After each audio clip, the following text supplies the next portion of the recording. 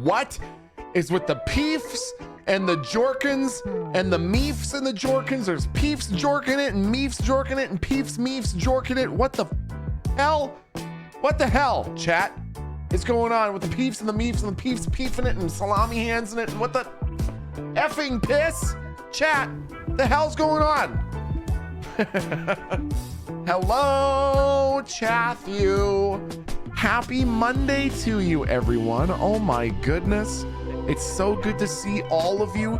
It is so good to see all of you except anybody who put a peef or a meef in chat. If you put a peef or a meef in chat, I want you to know that the next time you put something in the microwave, I hope it explodes. Not in a way that causes any damage to you or any of your property, but you put something in the microwave and you're like, this is gonna be the right time to do this. And then you hear that annoying thump and the rattle of like the microwave dish shaking. And then you're gonna come back and find that the lid has popped off whatever was in there, or if it's a burrito, it's fucking exploded. It's gonna happen. I don't use a microwave, so joke's on you. How could you not use a microwave? It is an integral part of the modern kitchen. Okay? You're so mean. Renee, don't stick your middle finger up, okay? That's rude, and I'm a veteran, all right? I don't use one either. What are you talking? Chat, are you ready to see my base in Dune? Are you ready to see my base in Dune, chat? Are you ready to see it? Hold on, I'm gonna show you.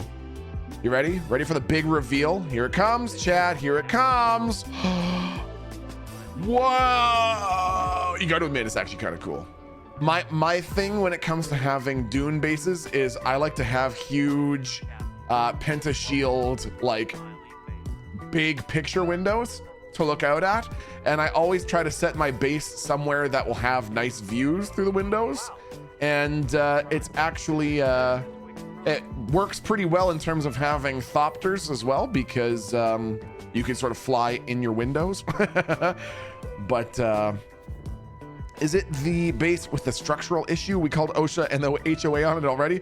Oh man, can you fall out the pentashield? Whoops. Yeah, you can. So you'll notice that I very strategically placed my crafting stations in such a way to act as like a temporary barrier. But yeah, it does require you to be a little bit careful if you're Shiga wiring around your base. Who did you have farm all of your material? Your bop bop? Honestly, the single biggest clutch thing that helped with the base was Slow Momo gave me all the aluminum that I needed to craft my first thopter. Once you have your first thopter, the rest is fucking butter, but you got to get that first thopter in the belt. So I'm still using it. I'm still using the thopter that Momo helped me make. And dude, okay, call me Christo says, good morning, y'all. I made pancakes and bacon. Now, Christo, I need to ask you something very particular, okay? I'm aware of a TV show called Adventure Time, and in said TV show, there's a song sung by a yellow dog that says making bacon pancakes, making bacon pancakes, bacon pancakes. When you say that you made bacon and pancakes, I love both of those items, and I would destroy both of those items as part of the same breakfast. But I am assuming that you mean that you ate them separately, right? You would not like make the bacon into the pancakes. And Chad, if you were having breakfast, you would respectfully have a bite of bacon, finish that bite, and then respectfully have a bite of pancake, right? No one would eat those at the same time because no one wants the taste of a delicious, slightly vanilla hinted pastry with fucking bacon, right? Correct? Separate today. Made some for the little one too. That's nice, dude. Same time, you coward. What do you even mean? All the flavors at once? What do you mean? Chat, if I'm having asparagus as part of my dinner and I'm having chocolate as part of my dessert, I don't want chocolate covered asparagus. So I like bacon and I like pancakes. I don't want bacon covered pancakes. That's gross. Pancake as the bun and bacon in the middle. What? I drench my bacon along with my pancakes in maple syrup. Do you really? Wait. Do you not put maple syrup on your bacon? If I'm eating my breakfast and I've put some syrup on my pancake and it happens to get on the bacon, I'll still eat the bacon. but I'm not someone who would like intentionally put syrup on my bacon. That's just fucked. Maple bacon donuts are a big thing in the States. Are they really? See, Ro, as much as everyone talks about maple being a Canadian thing, and it definitely is, and in Quebec, they have some really cool different styles of maple related desserts and treats and drinks and stuff like that. I'm not super big into maple. I don't mind it. I like maple flavored cookies and I love maple syrup, but Denny's has a maple thing once a year where they have maple bacon milkshakes. Maple bacon milkshakes. I love milkshake. I love crazy kinds of ice cream. I love ice cream that is tiger stripe, which is orange sherbet and black licorice. All right, I like some weird combinations. I do not want a fucking milkshake that tastes like maple and bacon and salt and vanilla ice cream, dude. That is gross. I chug raw eggs, blue cubics that does not look like eggs that you're eating, okay? Hey chat, I'm sitting on a bed in a motorhome as we drive to Regina with my 1-year-old. Strangers Cloud, that is actually fucking amazing. I love that. That's so fucking cool. I love a good road trip. I hope you're having such a nice time. Maple syrup or pancake syrup, which do you prefer more? The only correct kind of syrup is pure maple syrup. No additives, no added sugar, no added flavorings, just pure maple syrup. Maple bacon milkshakes sounds like what you call your big Canadian titties there, big guy. Hey boys, you want a little squirt from my maple bacon milkshakes? Orange and licorice is genuinely an upsetting combo. Oh, hey Jay, get those Tex milkers out of my face. How's my vagina today, Milty, says Sudarovsky. Dude, my vagina is much better today. Thank you for asking. Hi, Jay. How you doing, dude? Did I see a sneaky Naguayab kitten out there somewhere? Hi, chat. Missed you. Checked out the VODs. I missed, and holy, what a date. Oh, my God. So, chat, it's going to be an exciting week this week, chat. It's going to be a thick streaming week this week because today we're going to just do some max relax. Dune, gonna do a little bit of aluminum farming, gonna go and hit some labs in the deep desert.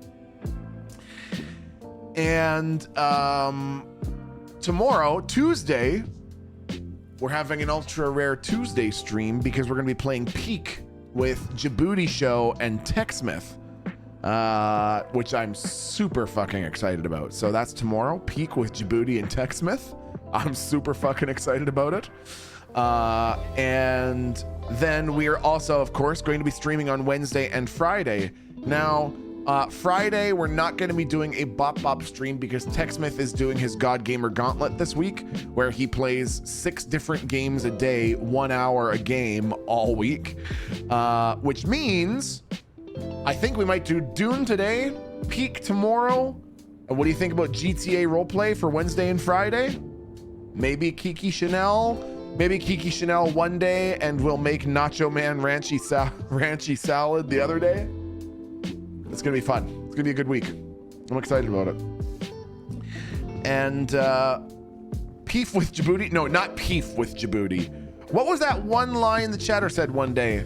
I hope you have a good fuck today, or something like that. I've been trying so hard to remember the line, but I can't. I think it was Neural Johnson who like said hi Milton. Oh no, it was a chatter, wasn't it? Someone said, I hope you have a good fuck today, but I think that's what it was. I think they just said, I hope you have a good fuck today. I think that was the exact line. Canadian maple syrup has a mafia controlling it. It's just wrong to make everyone mix theirs together.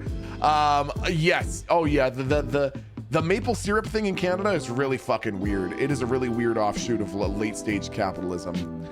Neural Johnson tags me and TechSmith, who isn't here, and says, would you ever consider doing a community guild? I think there are some community guilds there, Neural Johnson.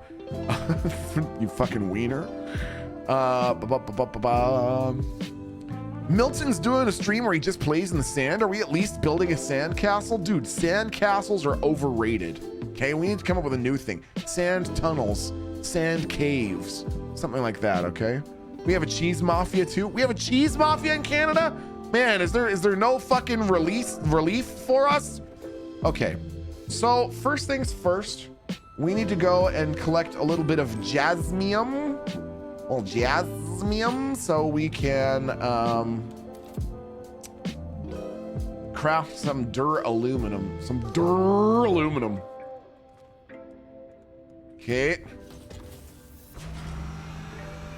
And also something that I was thinking I might do today is go and find some of the trainers.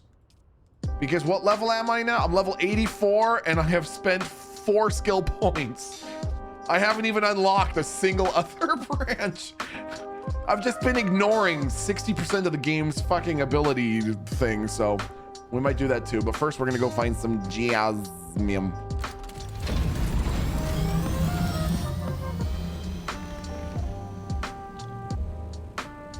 This is kind of a cool base, chat. Those big showy windows and stuff. Look how neato that is, man. Okay, we have a fuel cell. Good, we're good. When are you gonna fix your dangling supports? Those are structural. Those are structural, actually, so. Your boy finally bought his fucking house. Went smooth and easy, and the place is great, dude. Congratulations. That is so exciting. What an exciting new chapter you have ahead of you. I wish you the best of luck in the next stages of home ownership and send you all the positive vibes in the world that you don't have any floods. Didn't understand that part of home ownership. Your support beams don't reach the ground. Yeah, your support beams don't reach fucking anywhere, Joker. So who are you to talk? Huh? Those don't look very structural, Milty. Yeah, well, what do you know? Kayla E, huh? What are you, a structural engineer? No, I don't think so. And if you are, you're incorrect. All right? I think the least frightening group on Earth would be the Canadian Mafia. They'd hold you up and just apologize the whole time about inconveniencing. Sorry about this, bud. Hey, sorry about that. Sorry about that, bud. My base is under you. No, it's not. I have a sump pump, Milty. Just make sure that it works. Just make sure that the sump pump works.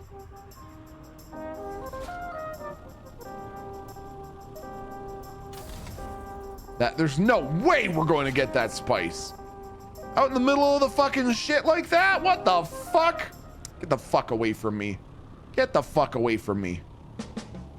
Okay, we're fine. Chicken, coward. I don't care. I don't want it. I don't even want spice. I don't even want the stupid spice. All right, Mr. Millennial. Chat, so the theme of today's stream is ask a millennial anything. Life advice. I mean, I'm not going to give you an answer specifically as a millennial, but I am a millennial. Ask me anything about life, love, the universe at large, and I will answer.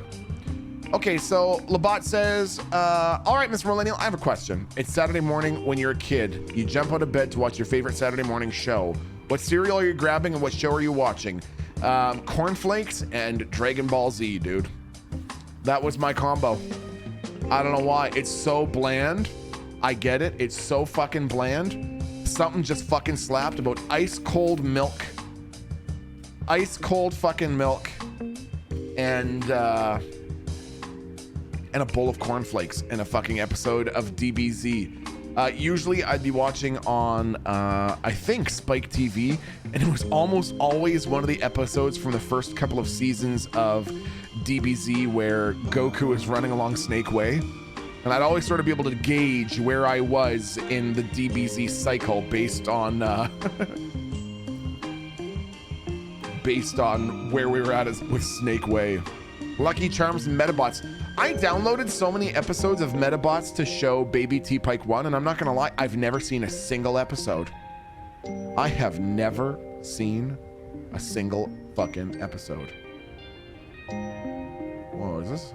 I think Momo made this fucking base out here. Oh, it's kind of fucking cool. I wonder if you're... Oh, it's technically out of the radiation too. That's... Oh my God, the worm is right there. Okay. Did you at least put sugar in the cornflakes? Ew! No one does that. No one does that, right, chat? So help me God, I will end this stream right fucking now if one person tells me that they added sugar to their cornflakes.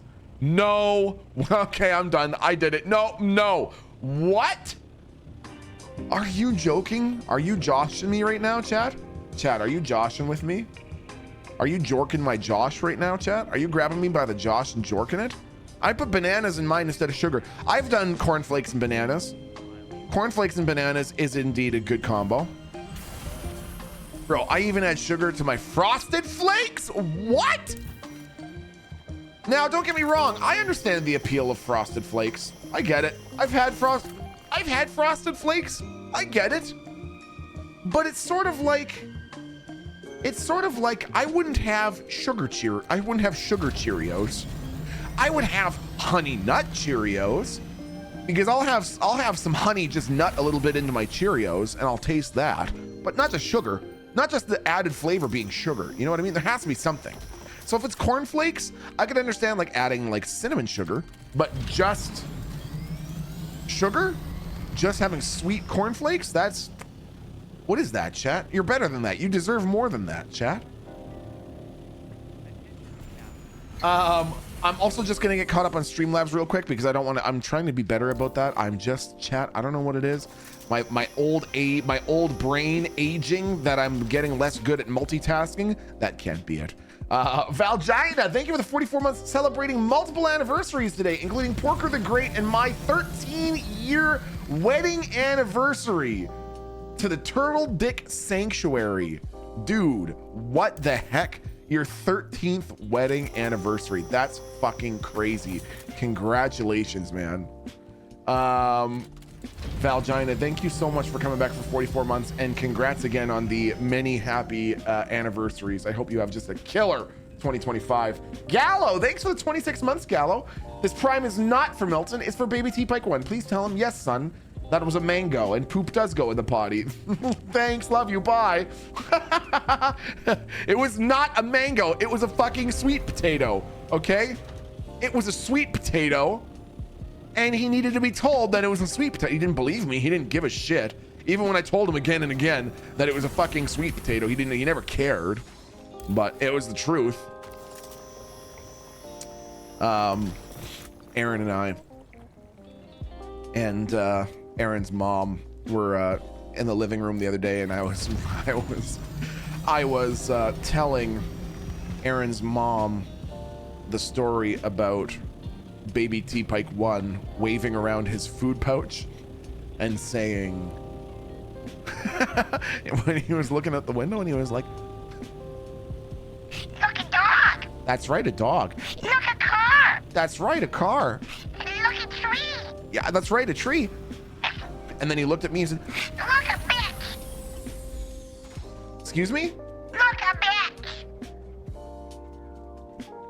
I don't think I'm understanding what you're saying. Are you saying look a bird? No. What are you seeing? A bitch. You're saying look a bird? No, look a bitch. Okay. All right. Blah blah.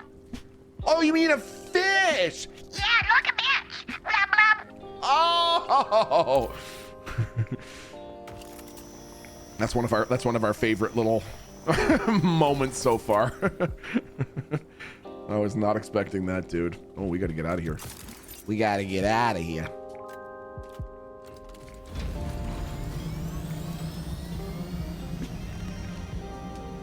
I read a study that confirmed that climate change is causing baby boys to be born with smaller or misshapen genitalia. And it reminded me of your masters in turtle dicks. Okay, so I don't ever, Kiapi, just listen to me real carefully, okay? I don't ever want you to simultaneously think about me and misshapen baby dicks, okay? Do you understand? There are certain cognitive associations that we gotta get it right there and just get rid of it, get it out of this. No, I don't understand. No, what I'm saying is, I don't want you to read a story about a misshapen genitalia and then think, I wonder what was going on with Milton. Don't, okay?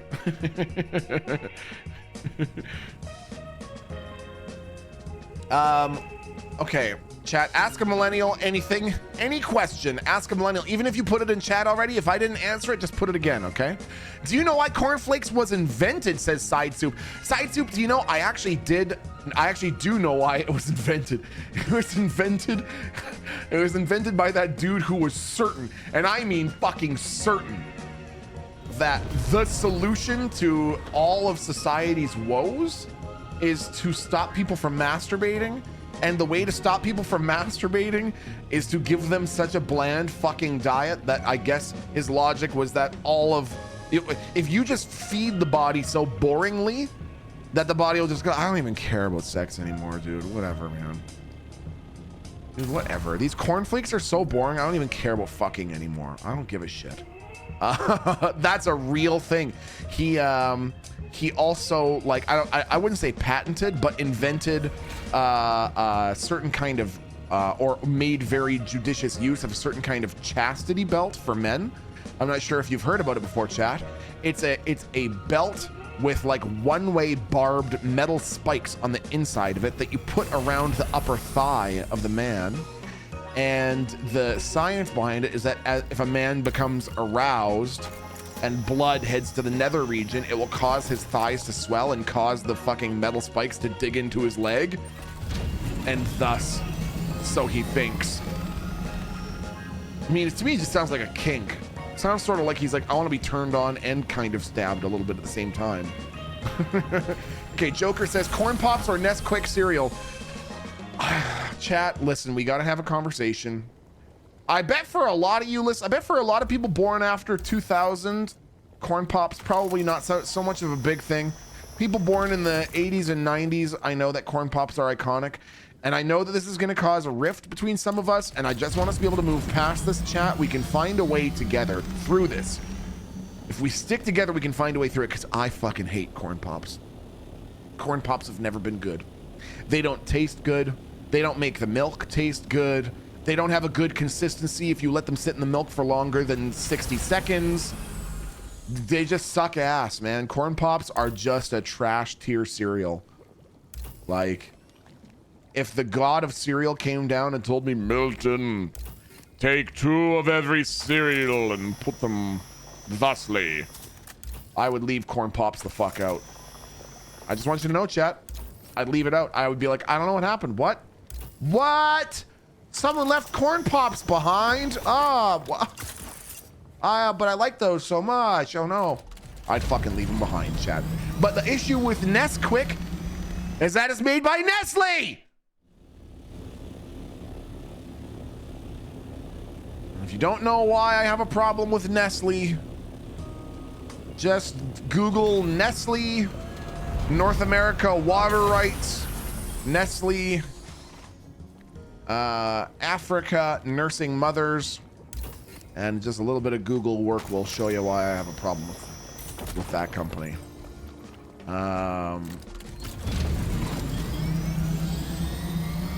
So I tried to boycott the cereal on that basis. Again, chat, I'm just an entertainer and a streamer, and everything I say is purely for hypothetical entertainment purposes, and no brand or company should take anything I say as a declaration about their company or blah, blah, blah, blah, blah, blah, and I remove myself from all legal blah, blah, blah, blah, blah, blah. That being said, fuck Nestle. I wanted to ask a millennial a question. Deified, go ahead, dude. Hit me with it.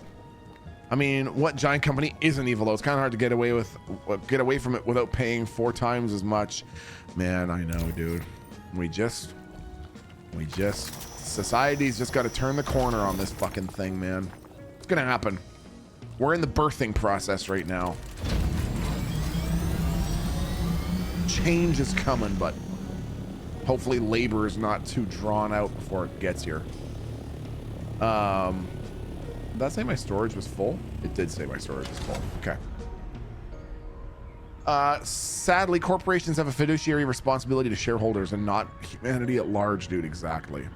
Okay, Deified says, I have a question for a millennial, and then just sticks up their middle finger. Okay, roger that. Roger that. What cereal is sexiest? I can answer that question instantaneously, Pseudo Ruski.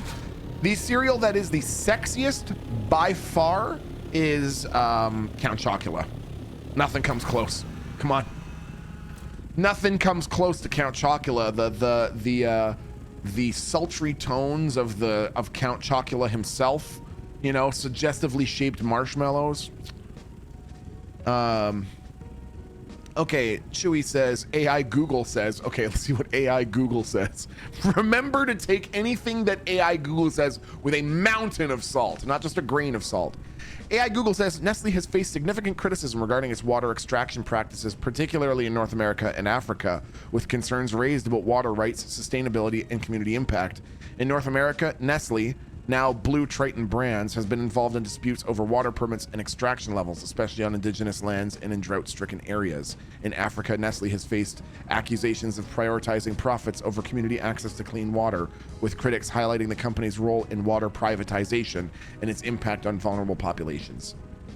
So, you know, who knows? I'm not an expert. I am not a fucking bylaw expert, and I'm not a policies and regulations expert, but seems to me they could do a better job with some company policies. Fruity Pebbles are better, and you can make them into a Rice Krispies like treat. That'd be too much though, man, too much. Rice Krispies are fine, just even like chocolate Rice Krispie squares, I'm like, bro, give it a fucking break. Give it a fucking break with the sweetness, okay? Not everything needs to be that fucking sweet. Give it a fucking break with all the sweet. That's what I think every time. Give it a fucking break, man. What does Neural Johnson saying? Count Chocula is the devil incarnate? Neural Johnson, you can't say that. No, it's good, says Medalist. No, Medalist. You eat barbecued bricks. Medalist, I saw you with a borderline pornish look on your face as you were about to take a big old hydraulic chug off of a 6-year expired jug of milk, okay? That thing had been in your fridge since Jesus Christ himself was a corporal in the military, and you were about to take a big old piston suck off of that bad boy. Yeah, that was me. I have a millennial question. Ro, go ahead. Hit me with it. Ask him. Well, it's a question for a millennial. I mean, it's not that I'm only going to understand millennial questions. I speak more than one generation's language. Riz, gyat. See? Just trying to flex my riz and not get caught lacking. Damn it, I'm just saying my brother's song lyrics. Okay, you open up the center console in your parents' Plymouth Voyager. What CDs are in the disc storage binder? My mom would have best of classical music hits. So it would have there are so many pieces of music that I don't know the name of, but would be able to sing every single note of if I heard it, because I heard these songs so many times. Bolero was one, Midnight Sonata was another. So that's one of the CDs. Another CD would absolutely be Dixie Chicks. My mom listened to some Dixie Chicks. The Cranberries, who also made some fucking bangers, man. Some Simon and Garfunkel, and some Tom Jones. And Frank Sinatra. I have heard every single song Frank Sinatra has ever made 600 times. Did I just see someone get eaten by the worm? It looked like the worm surfaced and then went back down. We were a Tool Deftones SOAD disc family. What's SOAD? What was the first CD you and TechSmith ever burned? And what were your first songs you ever downloaded via LimeWire? We used LimeWire, and we also used Kazaa. Anyone remember Kazaa? System of a Down. Got it. I did listen to some System of a Down. I actually bought a System of a Down CD. Why don't you tell the kids at Tiananmen Square? That was the CD I bought. Had some bangers on it, man. Did you see that the Dixie Chicks just go by the Chicks to get away from the Confederate connections from Dixie? Really? That's very interesting. Kazaa and Win MX. I don't know if I ever heard of Win MX. But I would say the first CD we ever burned was, man, there was some Mudvayne on it. Anyone ever listen to Mudvayne? What the fuck is Mudvayne up to these days? It had Mudvayne. It had, I think it had some, I don't know if it had Metallica on it. It had a couple of, did it have an Eminem track on it or something like that? I think it had some Adam Sandler on it. Neural Johnson, damn it. That's the opposite of the point we're making here, man. Fuck, would you wake up, please? Dude, the Windows Media Player Trippy Equalizer? Yeah, seriously, right? Do you remember Bear Share? I don't even think I ever heard of Bear Share. Okay, Rusudaruski says, how can I legally avoid paying my taxes by filing that I have children that I don't have? How do I get fake birth certificates if they catch me? Legally, thanks. Legally. Pseudo Ruski, I would just say, if you give them my name, they should get you all set up. Okay?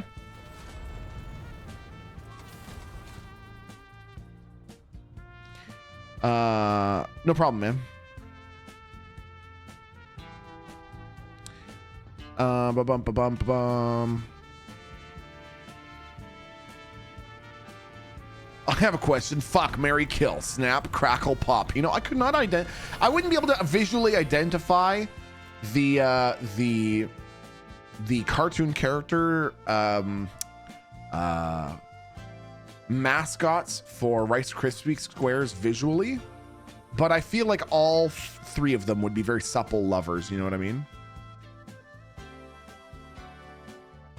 I remember figuring out how to navigate HTML with trying to add music to my MySpace page.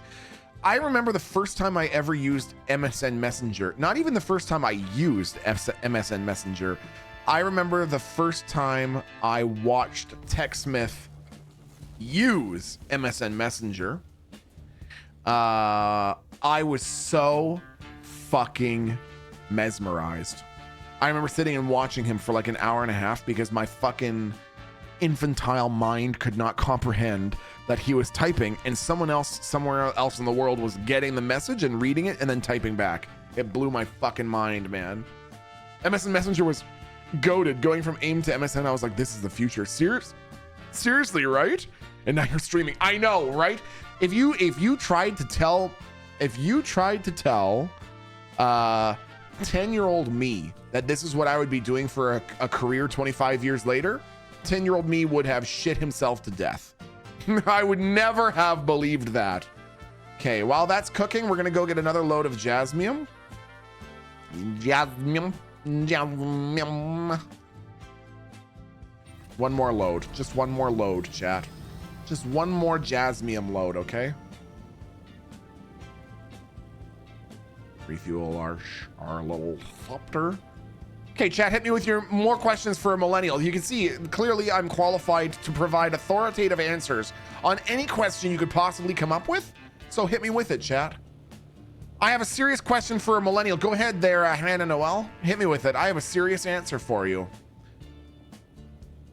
Melt Gibson says, my question today is, will you fight someone on my behalf? It's my birthday. I'm 32 today, and I just had someone wish me happy 35th birthday. Melt Gibson, dude, I don't know what the fuck is wrong with people, Melt Gibson, because I want you to know personally and on behalf of chat, I don't think you look a day over 34, okay? So it might be your 32nd birthday and someone said happy 35th, but you don't look a day over 34, okay? I have another question. Can you explain the Gen Z stare? What is the Gen Z stare? Hannah Noel, I'm waiting on your question. You've got me titillated. Okay, Lavish Rose says, what is cum? Cum is an evil substance that's sort of like, it's sort of like ectoplasm that ghosts leave behind, evil ghosts leave behind. Cum is like evil ectoplasm that monsters leave behind. Man milk, do not, Brenda, do not, corn pops milk! I hate that so much! I hate that so much! God! Why? I already hated corn pops milk. Oh my God. The Gen Z stare is kind of like the boomer lead paint stare, and Gen Z is losing its mind when they're getting called out on it. I mean, my honest response, my genuine response is, can you fucking blame them? Can you blame them? This is a generation being raised by fucking TikTok and YouTube shorts. What fucking chance do they stand, man? Their entire life is being dictated to them by Instagram and Instagram Reels and YouTube Shorts and fucking TikToks. No one's teaching them how to socialize. No one's teaching them how to be people. You know what I mean? The audio atmosphere. The millennial stares, just Pepe W. That's how you know you're looking at a millennial.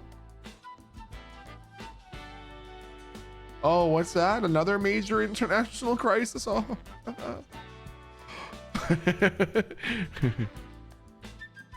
That was so kind, Multi. I just want you to know that your hands don't look a day over 5. Apologize! Apologize! Apologize! Apologize! Apologize!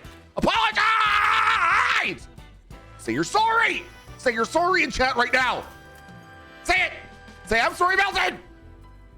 Dare you? How dare you? How dare you? Need I remind you, Melt, that you're speaking to a veteran? Veteran? Now, did you say that it was your actual birthday today, Melt?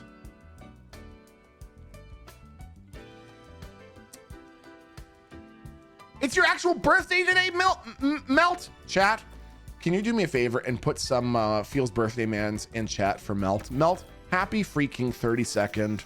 I'm a few years ahead of you. Not many, because I'm basically 20. I'm a few years ahead of you. And I can tell you that things get better as you get older, but also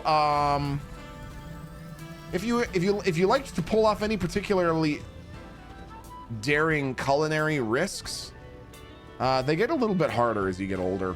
My ability to handle spice and things like that is declining with age, so just have a couple. If you like spice, have a couple spicy meals over the next few years before things slow down gastrointestinally. Okay. A vet, can you check on my hedgehog? It runs too fast. No, I'm not that kind of a veteran. Oh, original Grindur, you're so fucking smart. Thank you for the advice, man. Holy shit. The Gen Z stare is the first sign that they've hit puberty during COVID lockdowns. Man, COVID socially fucked an entire generation of people into out of some fairly normal interactions during some fairly formative years was just denied to them. What's that? Just buy a house? I'm 33 and still living in my mom's basement? Chewy, dude. I get it. The thing is though, man, seriously, society goes through waves. Society goes through different phases. And especially when you look at the cost of living these days compared to even our parents' generation, it's fucking crazy, is it not? It never fails to blow my mind, because I do think that we're heading back here someday, but it never fails to blow my fucking mind. Why are my wings so fucked? Oh, they're fine. It never fails to blow my mind that it was not too long ago that one person working 40 hours a week at a fucking muffler shop could have a 4-bedroom house with a car or two, take 4 weeks off every summer for vacation, was the single income earner for the house, Okay. Okay. So I gotta read this one, chat. Buckle in. So no nickname. Talking to Medalist says, I thought for sure that you never pulled out. And Medalist says, my pull-out game is so strong that it leaves her with an outie. Cervix hanging down below her knees.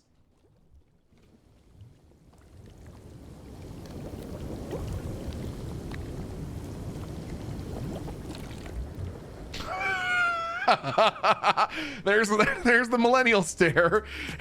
You didn't need to read that though. Yes, I did. If I was forced to read it with my eye holes, I might actually have to abuse my powers and ban you for that. You know what, bro? There would be no complaints here.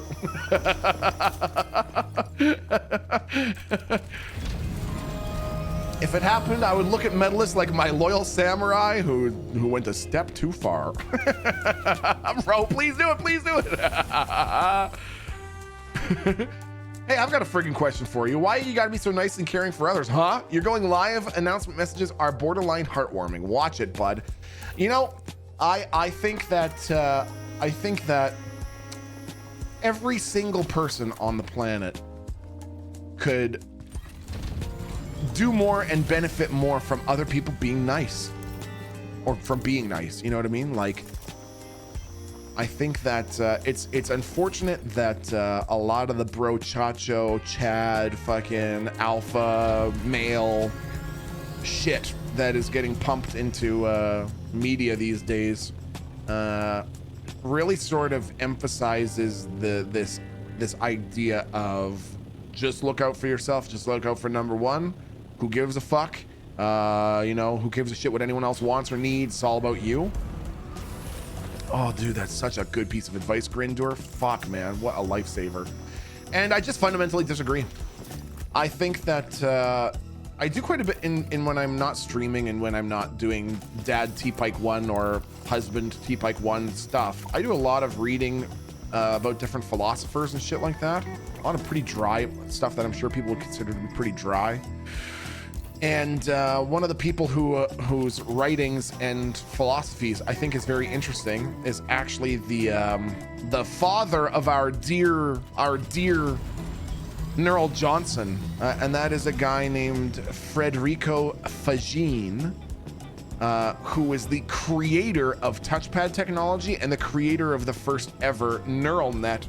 And he said that he believes, after all, he spent his whole life studying these really cutting edge sciences, and then has spent the rest of his life sort of studying consciousness and philosophy and stuff like that.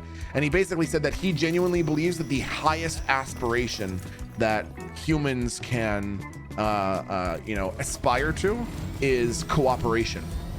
Cooperation is like the most enlightened, most advanced, like best thing that we can demonstrate that we are sentient, sapient, thinking animals capable of metacognitive self-reflection is cooperation. What can you do more to reduce other people's suffering, and how can you help, and how can you be kind and nice in your own life and all the rest? Anyways, what I'm getting at here is, I bet that there's a lot of people who hear that and think, yeah, that makes a lot of sense. And so it's unfortunate that so much of this sort of alpha male bullshit that's getting peddled these days is sort of the opposite of that, because I very much agree. And once I am able to get my fucking shit together and life calms down a little bit, I'm excited to make some YouTube videos, just short little 10 or 15 minute videos, sort of encapsulating some of the stuff that I've read and then put into my own milty flair, with the hopes that even if one or two of these young people getting inculcated into this culture of machismo are able to see a video and think, oh, I guess there is a different way to be, I would consider it worth it. Because I just think to myself that I like to think of myself as a, or not that I really give a shit what I think about myself or what other people think about myself, but I like to think that I'm at least an averagely masculine dude who lived at least an averagely masculine life. I did post-secondary, I was in the army, I did jujitsu for a number of years, I was a machine gunner, and I don't believe in any of that fucking alpha male shit. I honestly, part of me thinks if I ever made some song that just ended up being like I'm Blue Dabba D, and it just took off, and I was able to have one opportunity to stand on a world stage and they were to say, what is your message to the world, Milton, with your Blue Dabba D song? I would say my message is, you want to know a way to instantaneously make life unilaterally better across the entire fucking planet? The empowerment of women. It's not strong men make good times and good times make weak men and weak men make empower women. How about we go around the world and every single country asks themselves how they can do more to empower women, and the countries that are already doing decently can help the other ones that are not. Oh my God, we are so irradiated. Please don't die, please don't die, please don't die, please don't die. Fuck. So anyways, and I say that, feeling very comfortable in my own masculinity and feeling like it does not emasculate me at all. And so all that to say, this is all to circle back to the comment that said, Milton, it's nice to have those nice going live messages. Why do you do that? And yeah, I think the whole world could be better if people looked at one another and thought, how can I see myself in this person? How can I see more of myself in this person? And how can I see this person in myself? Not inside, not like a sex fucking gay sex, lesbian sex way, chat, but like how can I understand that the same thing that makes me me is the same thing that makes this person, and that there's more that actually makes us similar than makes us different. You know what I mean? No one said that. Eurobeat Viking, someone was thinking of it, okay? Okay. So anyways, that's the long and short of it for me. I sincerely hope that we all live to see a more enlightened era where people see that the true way forward, really, in my opinion, probably the only way forward for humanity is to do away with the self-centered, ego-centered, me first, my party first, my group first, my whatever first, and more towards how can we cooperate? How can we raise the water so that all boats float? Okay, now let me see here. Okay, Audio Atmosphere says, I have a little bit of a heavy topic, but have you seen the new recent Jubilee video? It's so beyond upsetting, so I understand not wanting to talk about it for too long, but holy hell, we need to teach more empathy to people. You know, Audio Atmosphere, I was not familiar with this Jubilee thing, but I did see that exact video. I know exactly the video that you're referring, and I did actually see the entire video from start to finish. And that's sort of the exact thing that I'm getting at. I think that that's sort of a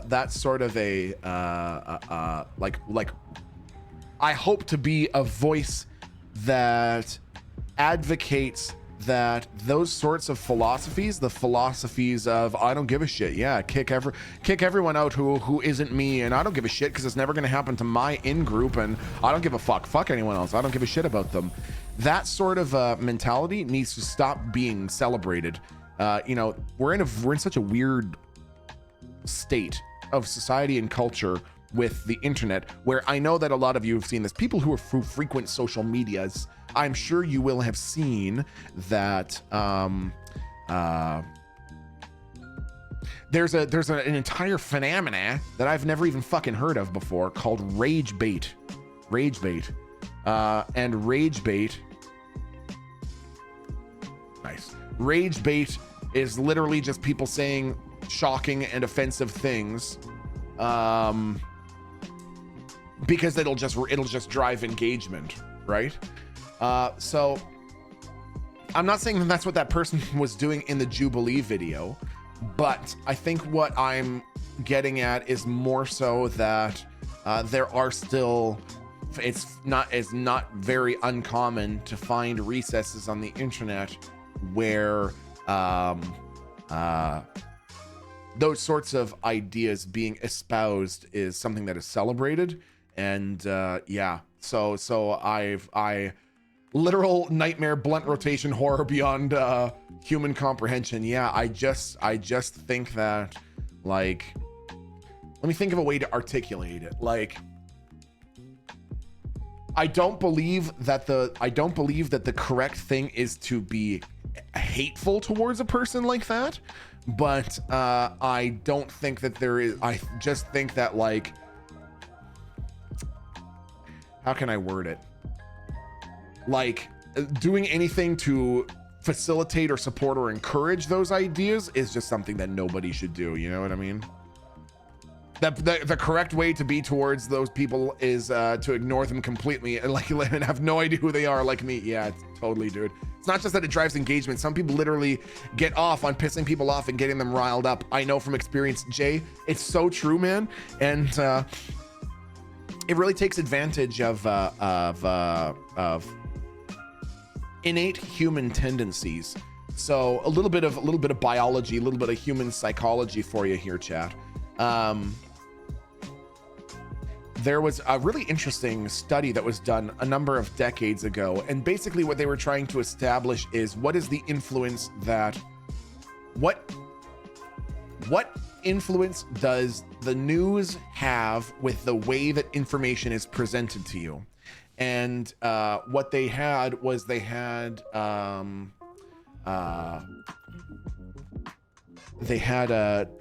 video of two cars colliding, like two cars having a rear end collision at like 25 miles an hour.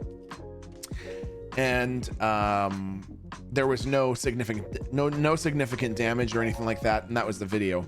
And then they asked two different groups a question, like two groups of like 250 people each. To group one, they said,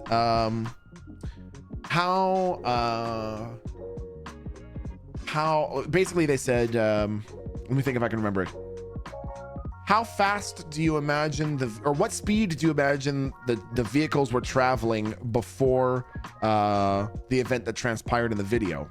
And people would estimate like 25 or 30 miles an hour. And then the next group of people, they said, how fast were the cars going when they smashed into each other? And then they said, how much broken glass was there when the cars collided or something like that. And people started saying 40 miles an hour, 50 miles an hour. There was broken glass and destroyed bits of car everywhere.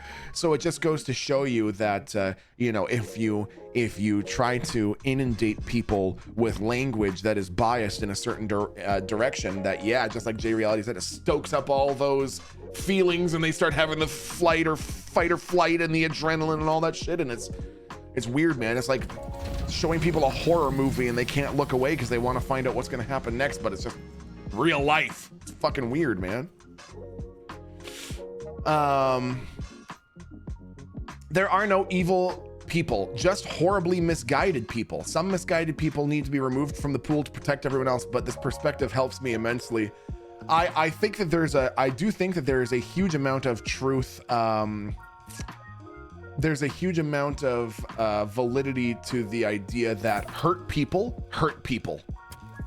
Like no one who feels genuinely really good about themselves and really happy with their life and where they are and what they're doing and who they are on the inside and all the rest, and looks at another person and thinks, I want to repress them. That person has too many liberties. I want to take them away. And I don't want them to be considered equal to me. No person who is genuinely happy thinks that. No one. And people who do that might tell you, they might say, yeah, you're fucking right. I'm happy. I fucking love this. It is absolute bullshit. No one who is actually happy with themselves does that. Medalist says, before the internet, people had shit opinions. People would blast them and berate them, and they'd shut the fuck up and maybe eventually change their opinion or seek information or improve. Now with the internet, you have a shit opinion, you look for a community of people who share this bullshit opinion, and then you validate yourself and think there's more than there actually are. Yeah, man. Yeah, it's super true. Hey, Not Bazza, thanks for the raid, man. Welcome in, everybody from Not Bazza. Untrained, thank you for the 80 freaking months. Untrained. 80 months, dude. Chewy, thanks for the 50, my amigo. Mikey0420, hey Milton, I usually listen to long videos when I fall asleep, and lately it has been the 9-hour-long Kiki VOD on YouTube. In that VOD, you played a song by Djibouti and Mick called Family Reunion. It is such a bop. Could you please play it for chat? I don't think I have it on this. I wonder if it's on SoundCloud. What was Darnell Jackson Family Reunion? Ha ha ha ha ha ha! Oh baby.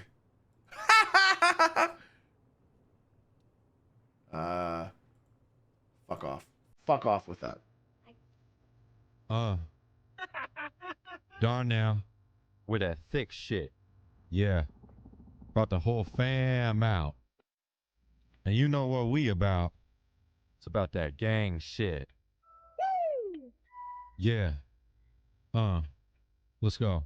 Bitch, you ain't invited, this a family event. No watered down shit, we 100%. Yeah, blood too thick, and we pull up gang shit. Mess around and fuck my auntie, you gon' end up in a ditch. Y'all better grab a plate, this a reunion. Potluck, picnic, mama crying, chopping onion. Yeah, hot dogs in the pool, yeah, we swimming. Yeah, toss me a foot long, I'm in the deep end. Darn now, baby, yeah, the family all grown up. Yep. Now I sit at the table with the rest of the grown ups. Chilling at the bottom of the family tree. It said 3% Jewish on the 23andMe. Many years later and we still close. Yeah. Go around with my auntie and we fucking on the same hall. I love you, auntie. What I say when she called, I played with her weave and found out that she bald.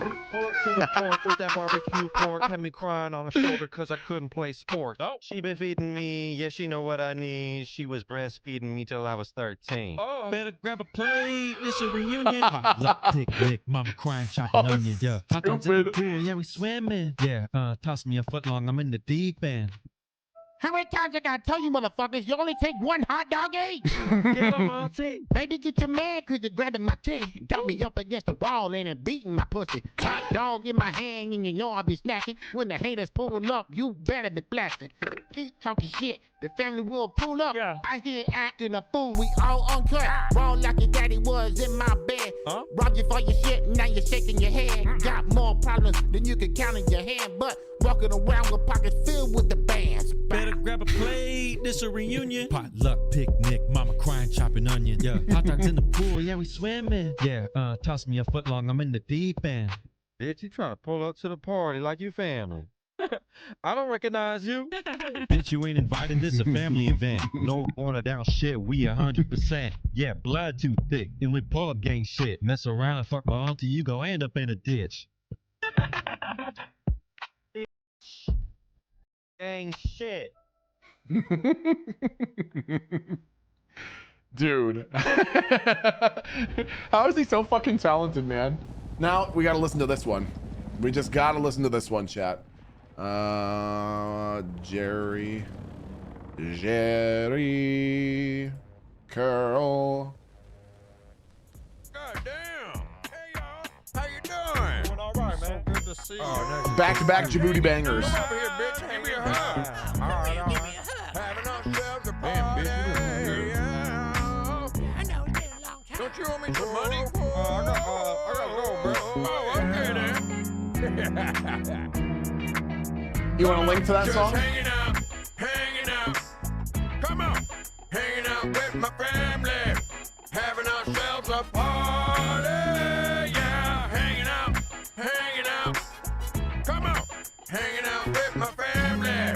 Having ourselves Here's a link to the first song. party. Yeah. A hot can of beans. Making me feel at ease. The barbecue is roaring. And that weak ass Craig is snoring. Big Mama's in the kitchen. Yeah, and everybody watching. Cause that big old bitch been twerking that ass all up and down the wall. Just hanging out, hanging out. Come on, hanging out with my family. Having ourselves a Jerry Curl, man, what a throwback, right? Isn't this from Birdemic? It is from Birdemic. It's so fucking stupid. having ourselves a party. Yeah, we hanging out. That's right, goddamn. Are you hanging out? Come on, bitch, over here. We hanging out. Oh, girl, hanging out. Then you can get the fuck out, cause we hanging out. Yeah. Hanging out with my family. Having ourselves a party. Yeah. Come on. We're hanging out. Come on. Let's go. Okay. Chat. Millennial Monday continues. Ask me your questions, chat. Ask a millennial any question in the world and I'll provide you with the exact correct answer. Just joking. I'll tell you my own personal opinion, which might just be dog shit. I don't know. You'll have to be the judge.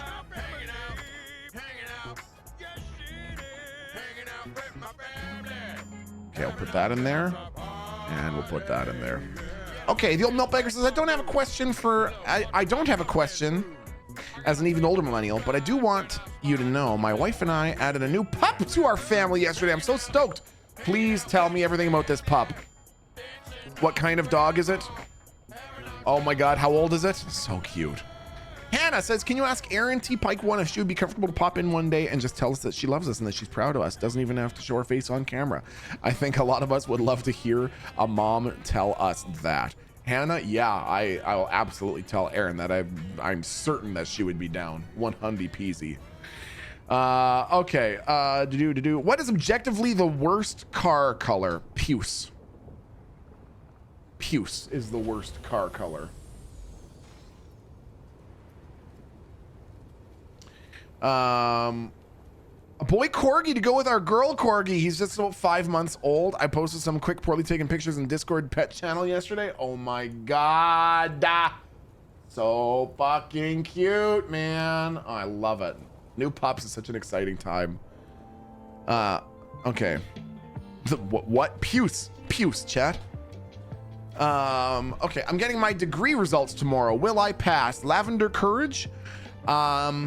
You will either pass or you will fail, but it is because the dean of your program has decided that you need to take over their spot. So they're failing you on the test, on the degree, so that you can take over and run the entire institution. Those are the only two options. Either you pass or they're going to ask you to take over the entire institution.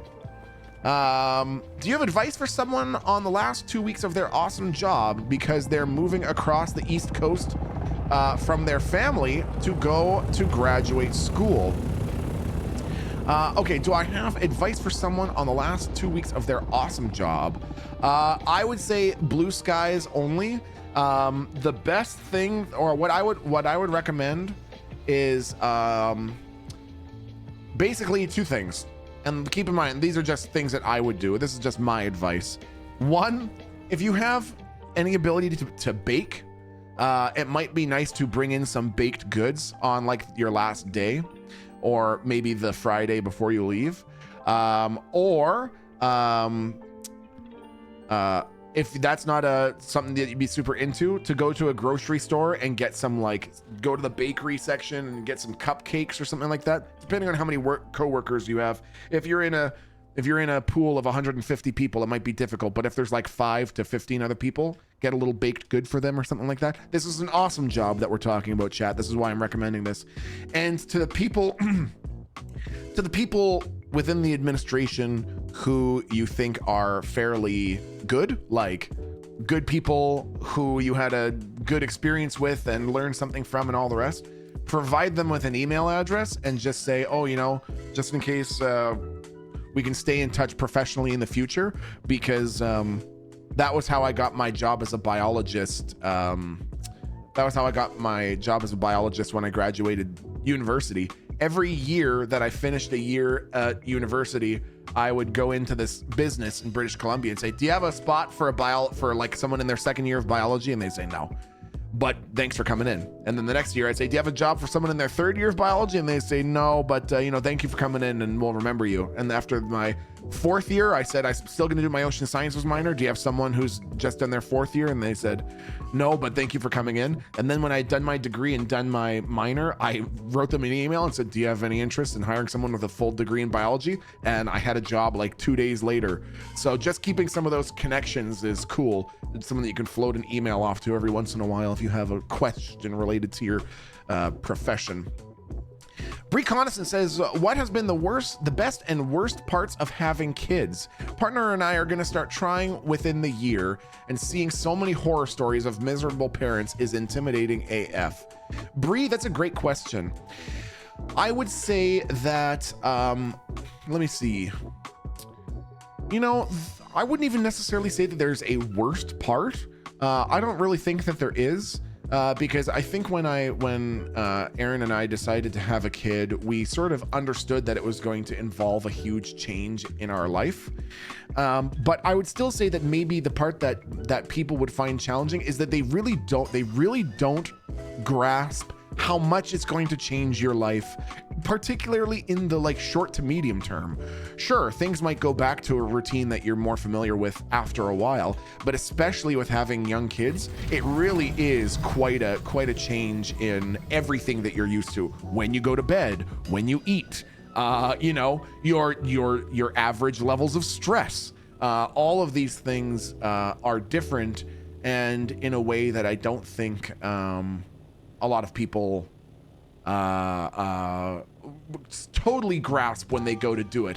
They sort of think, yeah, sleep is gonna be fucky and stuff like that for like a couple of months and then la la la. And it's like, no, man, it's like a few years of really concerted effort required. I mean, if maybe I'm a bit of a perfectionist in the way that I'm doing it, but I'm firing on all pistons all the time to try to do a good job and to try to be a good dad.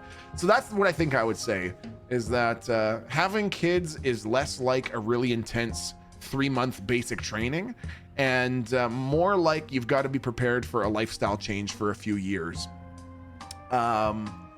But once again, that's not something that I would classify as a negative, just because I was sort of like, well, everything's going to be completely different once I have a kid. The best parts are like everything else, man. Every stage is so cute. When the first time that baby T-Pike 1 laughed was super funny. The first time that baby T-Pike 1 like said a word, took a step, all those things were amazing and incredible. And now baby T-Pike 1 is at a stage where we were just as I was coming downstairs to come to the office to stream, he was sitting in his little like baby area in the living room and had a little, it's the first time I've seen this. He had a little cup in his hand and was eating goldfish with the other. I've never like seen that kind of two-hand coordination without like spilling them everywhere. And he was sitting there eating them. And I was telling some people, I think in the Discord, that I had gone upstairs to tell Aaron that I was having a real hell of a time getting OBS to work this morning. I had to restart my computer a number of times to get it to work. So on my last time, I was walking by the living room and I said, oh, hey, baby T-Pike 1, Dad's just having some real hard times with his computer. What do you think about that? And he just said, I eat goldfish. Or I guess he said, I eat goldfish. I was like, oh yeah, you're eating goldfish? Are they good? Yeah. Okay, all right, sounds good, man. So that's pretty cute. Having a kid go from the super potato stage to being able to string together like a sentence like that. Have you had a kid puke down your back before? I haven't had baby T-Pike 1 puke down my back before. But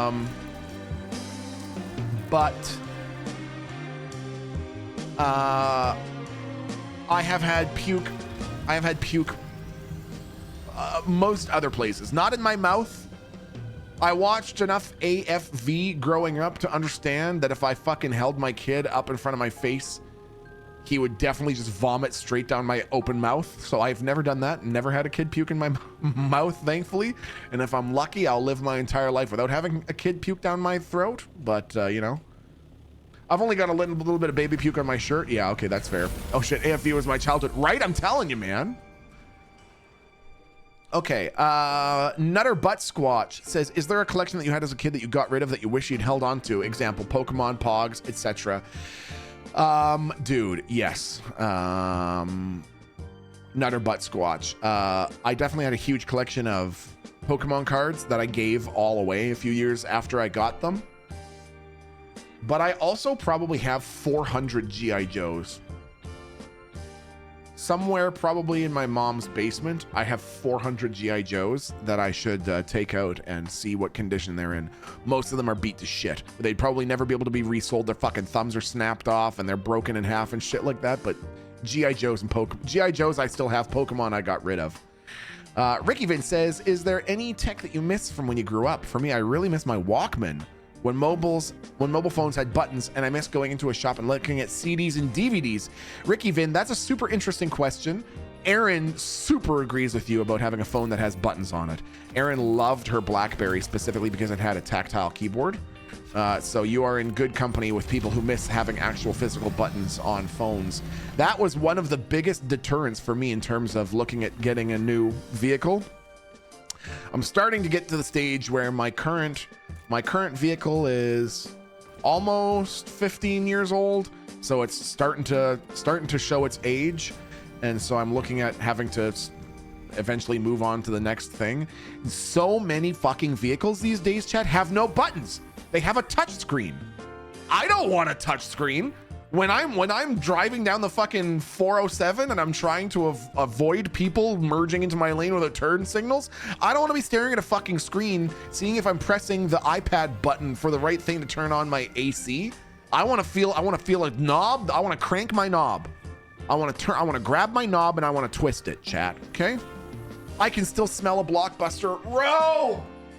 Oh, Blockbuster was my favorite fucking place on the planet, dude. Blockbuster, I love popcorn.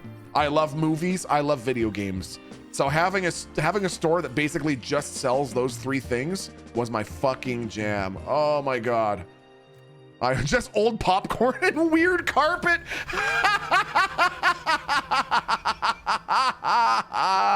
That's so true.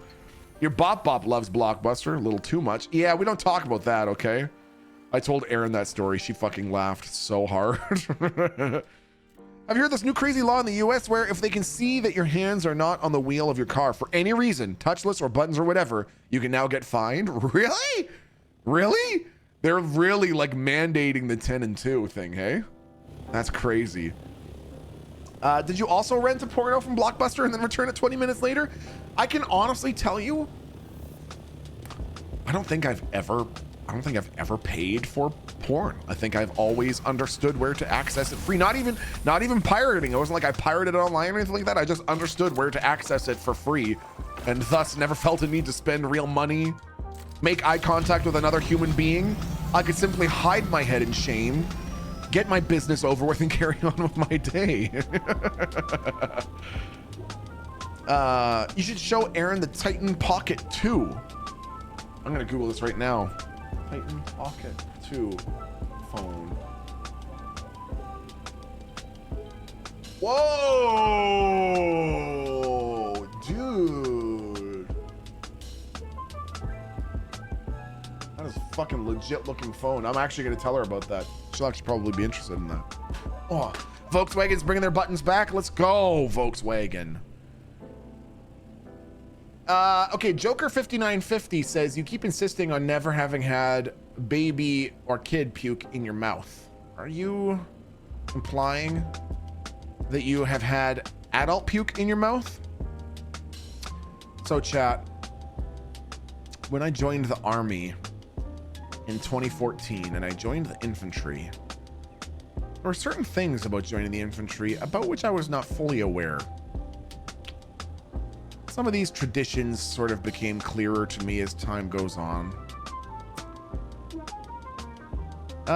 You know, things like there's certain regimental songs that you're supposed to know, for example.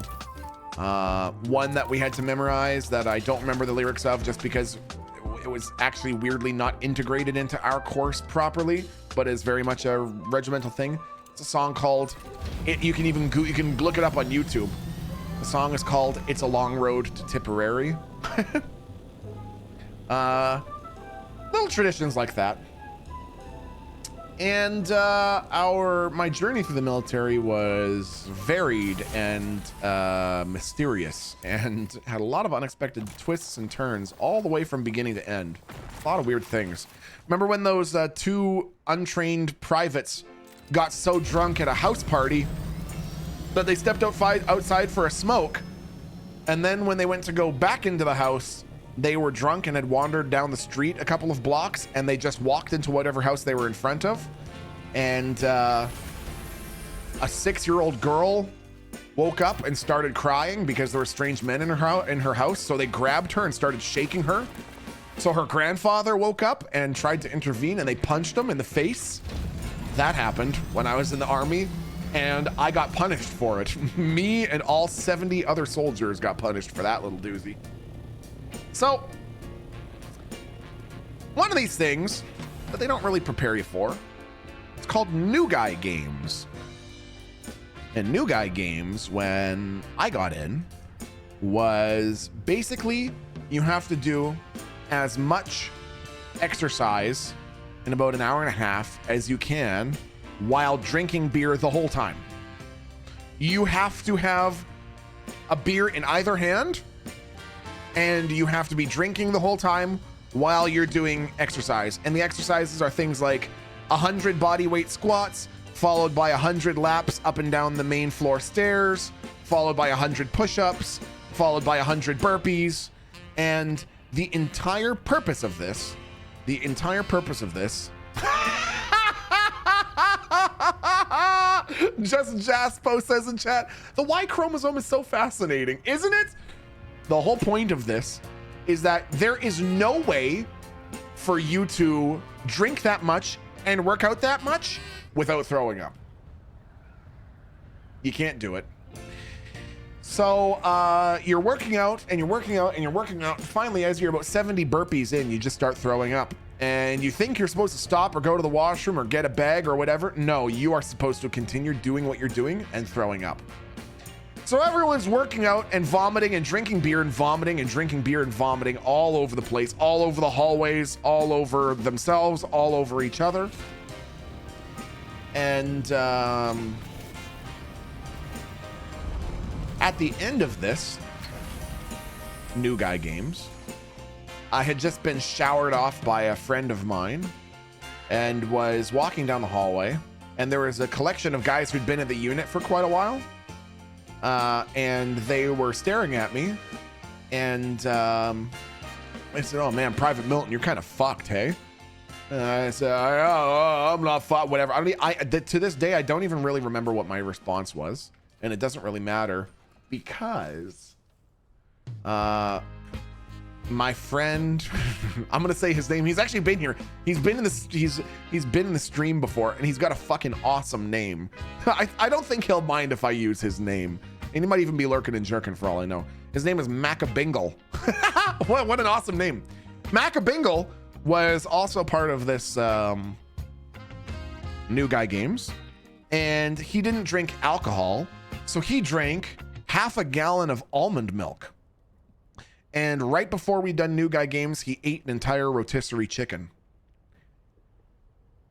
And as I came out of the washroom, on the floor in front of me of the hallway, on the tile floor, was a massive puddle of almond milk rotisserie chicken puke. And I pointed at it, and I pointed to the guys who'd been there for a while. And I said, "Do you fucking dare me to lick that up?" And they said, "Yeah, sure, I dare you." And I got onto my face on the ground. One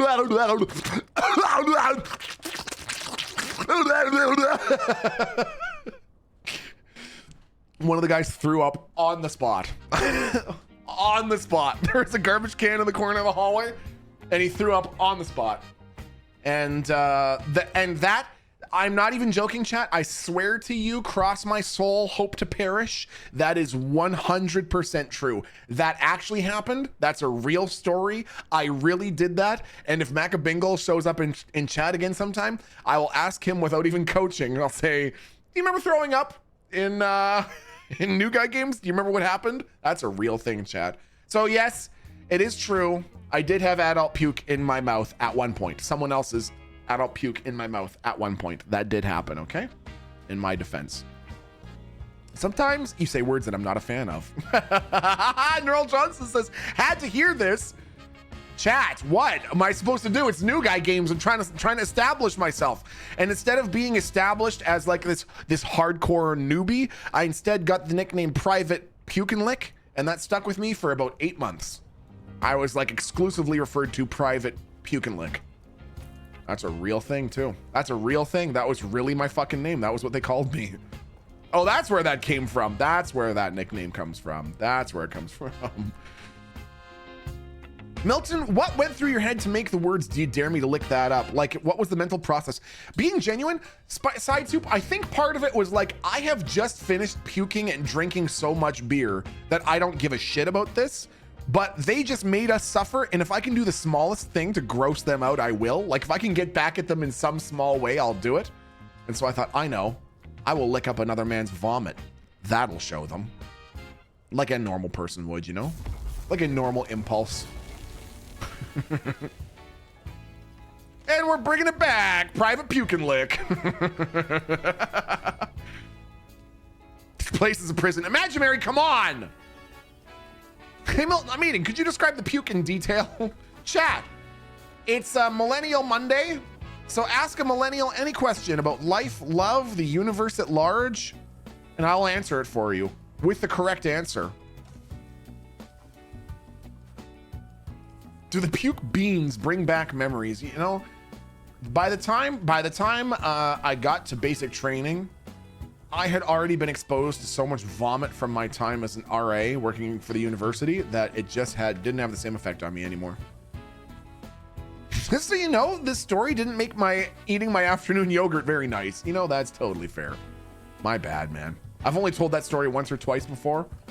I busted out for special occasions, chat. I have a question. Can we change the GD subject? Hey, Jay Skippy, ask me anything. Ask me anything, Jay Skippy.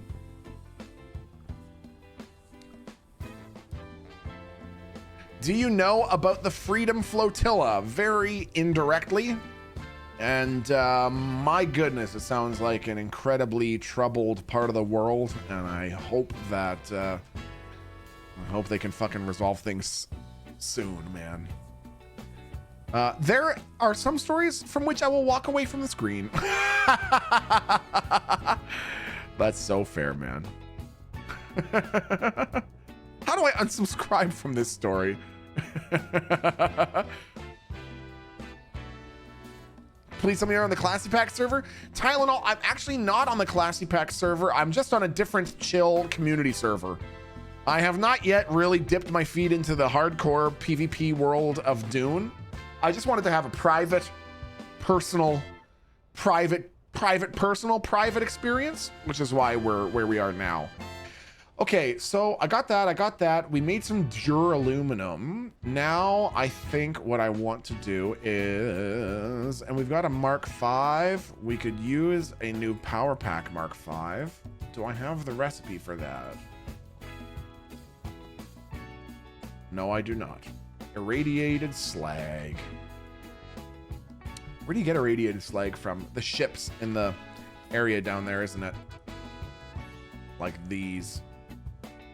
The crashed ship. Shit. Okay.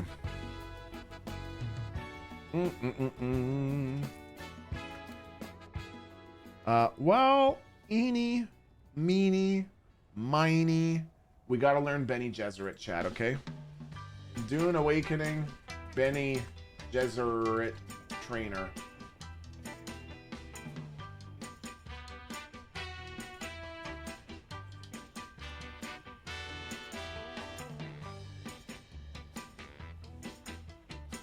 Okay, let's see here.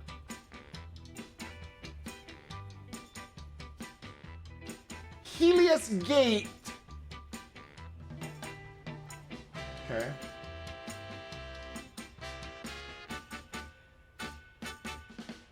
Well, off we go to Helios Gate, which I think is right there. Okay, Hannah Noel says, my parents got divorced when I was 17 because my mom cheated. I'm 27 now, and our relationship is still broken because she broke my trust, too. How could chat cope with strained parent relationships? You know, Hannah, that's a heavy hand that you have been dealt. And I would say that I'm willing to bet that probably a lot of people in chat, in fact, probably the majority of people in chat, have at least a troubled relationship with at least one of their parents. And I think it's a very challenging thing. And what I would say, and it's not easy. First of all, the important part is that it's not an easy thing. I wish there was like an easy solution for it. But I would say, without condemning or condoning your mom's behavior, it's a process of trying to understand that it's an expression that Eckhart Tolle uses, and it might not sound like it makes a whole lot of sense when you first hear it. It might be the sort of thing that you have to turn over a few times in your head, but basically that people can only behave according to their current level of consciousness. Like when I see a person, I don't fucking, oh, okay, we do have some fuel. when I see a person losing their fucking mind with road rage, I don't think to myself, here's a person who is completely, entirely aware of themselves and their faculties and their actions and the outcomes. It's pretty clear that this is a person who, you know, every now and then you see some evidence that we aren't yet totally enlightened beings made out of pure light and positivity, that we are still quite a bit monkey. Every now and then you'll see someone behaving in a certain way, perhaps certain politicians behaving in certain ways that make you think that they're more monkey than person. Every now and then, you know, the veil of enlightened humanity drops, and our monkey ancestors from behind peek through the veil. And so what I'm getting at here is that when I hear about something like that, because that I get it, man. I think that is like the most atrocious thing you can do in a relationship is cheat on somebody. And I think it's to do your best to understand that while we all want to look at our parents as people who have their shit together, especially when you're fucking 17, that behind most people there still lurks the monkey, you know what I mean? And that had your mom been more metacognitively self-aware, had she been more person and less monkey, that she very likely wouldn't have done that. And sometimes we return to monk. Yes, exactly. So it's hard, man. That's hard. It doesn't take any of it back. It doesn't make any of it better. But it's the same sort of way that I look at some of the things that my parents have done. Like, I have a weird relationship with my dad, right? My dad left when I was... No. Nerl Johnson? No. Nerl Johnson? No. My dad left when I was super young and vanished. And there was like 3, 4, 5 year stretches where I wouldn't hear a word from him. Not an email, not a card, nothing. And then later in my life, he when he came back, you know, and was living closer to where Tech and I were living, he had this real attitude of like, I want you, why are you not coming to visit me? You should be going out of your way to come and visit me. And I went through a period where I had a number of years where I felt really resentful, really like, fuck you, how fucking dare you? Where the fuck were you when I was growing up? What the fuck makes you think you have the right? And I guess my concluding statement here, Hannah, would be that the sort of resentful feelings that I felt towards my dad, and the sort of hurt, betrayed, resentful feelings that I'm sure you might feel towards your mom, are sort of like drinking poison and waiting for the other person to get sick. And I realized that if I could instead treat my dad in such a way that I didn't allow him to get any more involved in my life than I wanted him to, and I was not about to allow him to take advantage of me or anything like that, that I could still interact with him in such a way that was not colored by my resentment for his past actions, because I just understood that every now and then the monkey comes back through the veil, you know what I mean? And the Buddha had a great expression about it. Sometimes there are people like that in your life for whom you feel like you can't spend much time around them. They just rub you the wrong way, or they've done things in the past that have bothered you, or you don't like the way that they talk or they act or they behave or they treat you, that you should treat them like the dangerous path. Do you hate, if you're going on a mountain hike, do you hate a dangerous path if you see one? Do you feel shitty about it and wish that it was something else? No, you probably just don't take it unless you have to. And if you do have to take it, you just take it carefully. And so this is more of a statement just to say that if you decide that there is a part of you that would like to have some kind of relationship with your mom, that there is the ability to do so, but it's sort of unfortunately the real footwork of reconceptualizing how you see your mom and understanding that the monkey peeks its head through the veil, and that you don't have, it's not about forgiving and forgetting and pretending it never happened, but that you can transform the way that you think about a person away from actions like that into sort of... Give me a second to wrap this up. Sometimes, for a reason that really is all about you, it can help you feel better inside your meow meow to reconceptualize and re-philosophize how you feel about someone based on their past behaviors. So I hope that helps. That would be my answer to that. My very long-winded answer to that. Okay. Okay. Now I'm going to read another question, chat. I'm scrolling.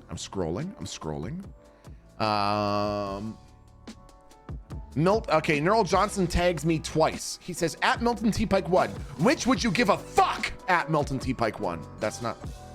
Okay. I still have a hard time picking up the phone when my dad calls, says audio atmosphere. Yeah, like to give you some idea, I have completely changed the way that I feel about my dad. I don't feel any resentment towards him. I don't feel, I don't feel like shitty towards him, but I also haven't spoken to him on the phone in 3 months. Also, Niguayab Kitten, I do want to comment on this because this is a really important part, Hannah. If this is an option for you and anyone else listening to this who might be dealing with similar things, Niguayab Kitten says, seriously, therapy helps a lot. Been in therapy for 8 years now and it has been wonderful. Therapy almost certainly saved my life, and at the very least really significantly changed it for the better. So I really strongly recommend, if there's a part of you inside chat that feels like it might be time or it might be helpful to go and talk to a counselor or a therapist, give it a shot. Give it a shot. And if you don't feel like you mesh really well with the first person you talk to, try again with another person. It took me 4 or 5 therapists before I found one who I really sort of like, I felt like understood where I was coming from and sort of the things that I wanted to work on. And it really, really helped, okay.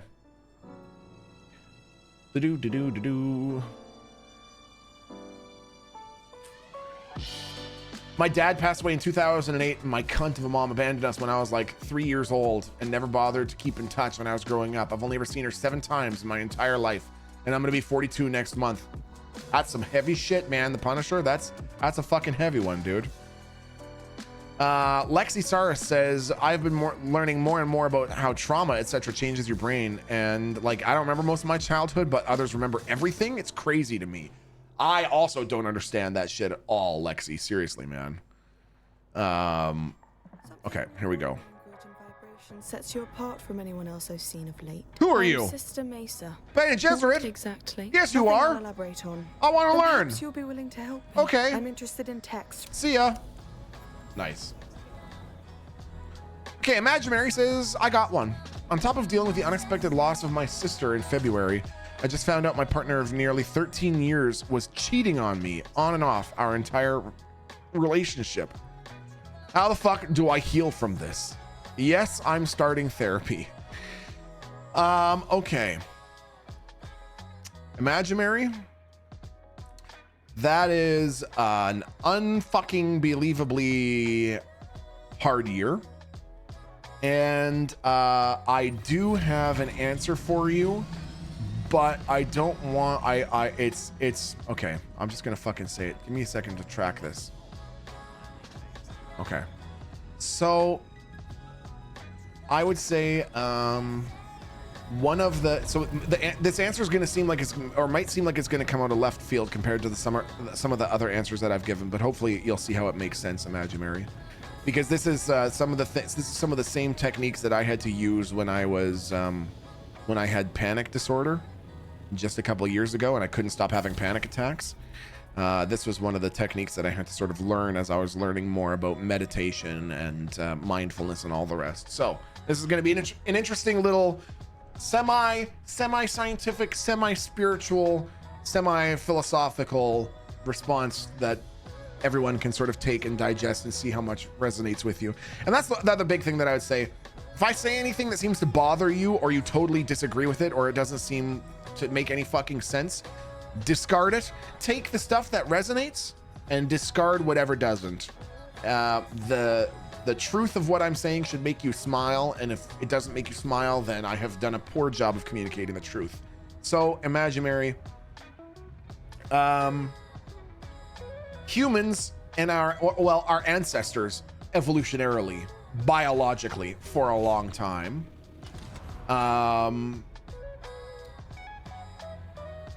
didn't have the executive functions of the mind. they, like if you look at a lot of the animal kingdom, you don't see a whole lot of super active, self-reflective thinking, etc. It's mostly things sort of going by on autopilot, whatever biology has programmed into them, right?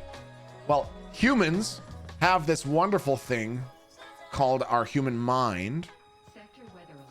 A large sandstorm. And it was an evolutionary adaptation because basically it gave us a sort of lighthouse-like beacon ability to constantly scan our environment and say, look for things like food, water, shelter, warmth, predators, prey, stuff like that. And this constant scanning of our environment was an evolutionary adaptation. You know, our ancestors who looked around and scanned more constantly for predators, prey, things like that, were more likely to survive than the ones that just didn't give a shit. That probably seems pretty reasonable to you. The issue, oh my God, what the Jesus. Sorry, give me a second here.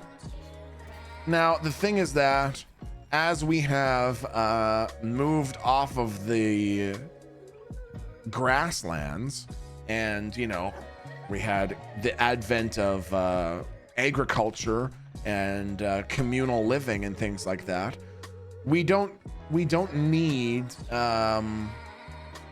the constant scanning for resources, food, water, shelter, warmth, predators, prey. Those things are not as relevant to us anymore. But evolutionarily, the mind doesn't just disappear. It doesn't just go, oh, I'm no longer needed. Okay, sick. I'm just going to take a back seat for a few thousand years until I de-evolve. It was not that long ago that those same constant scanning capacities of human nature were still helpful. Think about what life was like 400 years ago. We still needed that kind of high alertness. Now, we don't really need it. I'm willing to bet you probably are not constantly looking for lions that are trying to eat you and shit like that. But the mind doesn't disappear. So instead, the mind starts scanning for psychological phenomenon.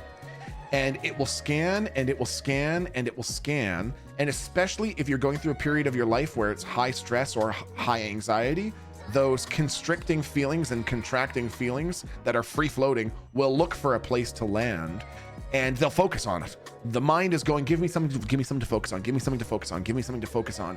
And then once it locks onto one of these things, thinking about a tragedy, thinking about a betrayal, it will just focus on that. And then when the mind sees that all pistons are firing in this one direction, it goes, aha, okay, I thought this was important. Clearly it is important. The same way that if you saw the outline of a lion, the mind would go, aha, okay, let's focus on this, please. When the mind latches onto a mental phenomenon, it also goes, okay, I can see we're spending a lot of time on this. Clearly this is something we need to pay attention to. We're going to devote more resources to it and spend even more time and energy thinking about it. And it's not, I mean, it's obviously not a pleasant thing. It's not a bad thing because it's the mind's way of trying to be like, hey, look, I'm useful, I'm helping, look at the things I'm doing. But obviously it's not helpful, and it's not, the mind's capacity to ruminate, circularly think, and continue to roll over and play with things, tragedies, things that have happened in your past is like very well established. I'm pretty sure everyone listening to me talking right now can relate to that. Having had something super fucking shitty happen in your past, and now try what you fucking might, you just can't get the fucking mind to put it down. And I would say that a lot of that is because a lot of people on the planet, I would contend most people on the planet, think, but they are not aware that they think. You know, I have talked about this once or twice before, but when people use language to describe the different things that their body does, they will say things like, you know, I'm blinking my eyes, I'm moving my hand, my heart is beating, you know, I'm thinking about my afternoon. What they don't realize is that the same way that we say my heart beats, we should say my mind thinks. Because I'm sure if you're honest, with me right now, anyone who's listening to this, 5 minutes ago, you were thinking about something else. 5 minutes before that, you were thinking about something else. An hour ago, it was something totally different. An hour before that, it was something different again. Because the reality is that the same way that your heart is constantly beating, whether or not you're aware of it, you can become aware of it. You can feel your pulse. You can take some time to try to feel what your pulse is doing. You know, you can feel it in your jugular. You can put your hand over your chest and you can feel your heartbeat. But when you're not aware of it, it's still going on. However, people are mistakenly given the impression that their mind is this fucking calculator that they pull out and use to do something that they need to get done, and then they tuck it away neatly and carry on. And that's not at all what it is like. The mind is almost always going. It is almost always going. It's basically always going. And it's almost always subconscious. We're not actively thinking about what we're thinking. We're not aware. We're going, here's the thought that I'm having right now. And here's the next thought. And here's the next thought. They're just, it's a constant stream. It's like sitting in front of a TV screen without realizing that you're sitting in front of a TV screen. And because these sorts of things are not told to us or taught to us when we're growing up, we are never equipped with or even made aware of any kind of tool set that we could use to circumvent this tendency towards ruminating and focusing on all the really shitty, fucking, horrible, awful things that happen to us in our life. So, circling back now, Imaginary, because there's not much that can be said. There's not much that, like, I feel the fecklessness of the words that I might say to assuage you from tragedies that seem to be so overwhelming. And instead, I would say that the only sort of advice or comfort that I think I can give is to invite you to look inward and get and acquaint yourself with this person, the one who says, look at how I have suffered, and seek the seeker, because life has really dealt you some difficult fucking hands, and learning to acclimate yourself with becoming reflective about what's going on mentally, what you're thinking, what you're feeling, and all the rest can give you a greater sense of control. Because as I'm sure you've probably learned, Imaginary, the waves of life never really stop coming, do they? You get hit by one giant wave, and as it leaves and you're sort of sputtering and trying to catch your breath and going, oh fuck, okay, all right, I think I'm gonna be okay, another wave hits you out of nowhere. And so I find that taking time out, for me, things like meditation or breath work or whatever help me, because when I find that I practice more frequently being metacognitively aware of what's going on internally, the things I'm thinking and the things I'm feeling, I'm less likely to be sort of swept away by walls of emotion, which did affect me before in my life. Anyways, that's the long and short of it, though, Imaginary, is you have been dealt a very difficult year, and such a year that you have had. The strongest of people could hope for a few moments of peace amidst the trumpet blares of grief and despair, but that I genuinely believe things are going to be much better for you, and that despite all the hardships you've faced, you are on your way to being surrounded by people in your life who love you, make you laugh, make you happy, and that everything's going to work out okay for you, Imaginary. Okay, next question, chat. Ask a millennial anything. Blue Cubics, thank you so much for the 11 months. Stress Presso, thanks for the 26 months, my amigo. Becky Bakes, 53 months. What the fuck did I just arrive to? I hope your vagina and your bacon leaking titties are all good, man. Thanks, dude. We're all set, buddy. No problem. Mr. Doodle Day, thanks for the 63 months. Hey, Milton, currently in Canada on a road trip to dunk my dog in all 5 Great Lakes. Are you serious, Doodle Day? Because that is fucking awesome if that's true. Kintsugi Kuma, thank you for the 70 months. It's my 70th month, Milty. 70 months of Kiki Schmeg, Jessica Glitter Snatch. Have some sugar to celebrate, some plant as well. Kintsugi, thank you so much for the 70 months. Love the throwback to the channel memes. That's fantastic. Thank you for being around for such a long time. Dilly, 100 bits. Hi, Minty. Look at you crawling back to goon wearing some dumbass spice robe. Looking like a crusty soap wizard. Fremen crab wizard took one look and said, who the fuck let this sand clown out of the litter? Then you tripped on a spice pipe, got slapped by a worm, and rage quit again like a bitch ass quitter. I'm an elder millennial. Old AF, no cap. Burp die is this Saturday, gonna be 39. Midlife crisis incoming. Dilly, that's crazy, dude. You're closing in on 40. You're gonna have to let me know what it's like. Cross that barrier. Cross the great gap into the 40s. You're gonna have to let me know what it's like. I'm still like a decade away from that. Keezer Chen, 19 months today at the bank. An old lady asked me to check her balance, so I pushed her over. God damn it. Queen Mama, thanks for the 100 bits. Hi, Milton. Just stopped in on my lunch to say hello to you in chat. I hate that my work hours are during stream times, but that's life, I suppose. Queen Mama, if you're watching the VOD later, or if by some chance you're still here, love you, Queen Mama. I hope you have a great week. Imaginary, thanks for the 73-month resub, by the way. Trevor, 1987, thank you for the 55 freaking months, my friend. Cinespots, 28 months of tier 2. So glad to see you're here. It's been a rough week. I'm really just thankful to have a distraction, and you'll always be my little break in the blah. Chat, you're the best. Oh yeah, and I guess thanks Tiny Hands for streaming today. Okay, Cinespots, your name always makes me think of cinnamon bun, plural, and I'm frustrated when you then say hurtful things to me, okay? So you should apologize to me right now in chat. Thank you.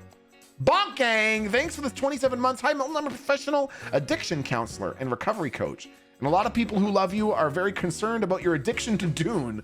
I'm here along with your loved ones to ask you, will you please accept help? There's nothing wrong, Bonk Gang. I can stop playing Dune whenever I want. Just not now, maybe later. Smitty, 46 months. Smitty says, if you could go back in time and watch a movie for the very first time again, what would it be? To go back in time and watch a movie again for the very first time.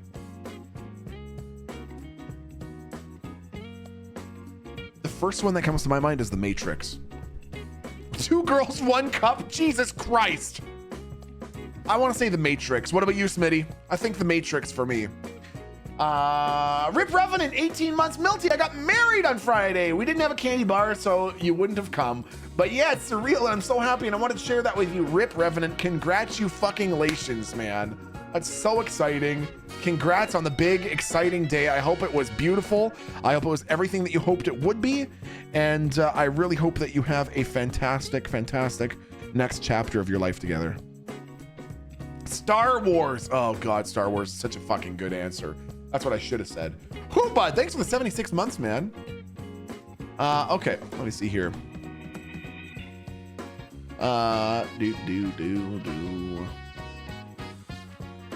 Sky Logan says, can we have a book club? I could always use more books that make me think, God, dude, I have so many good books that I would love for us to read and talk about and stuff like that. You know what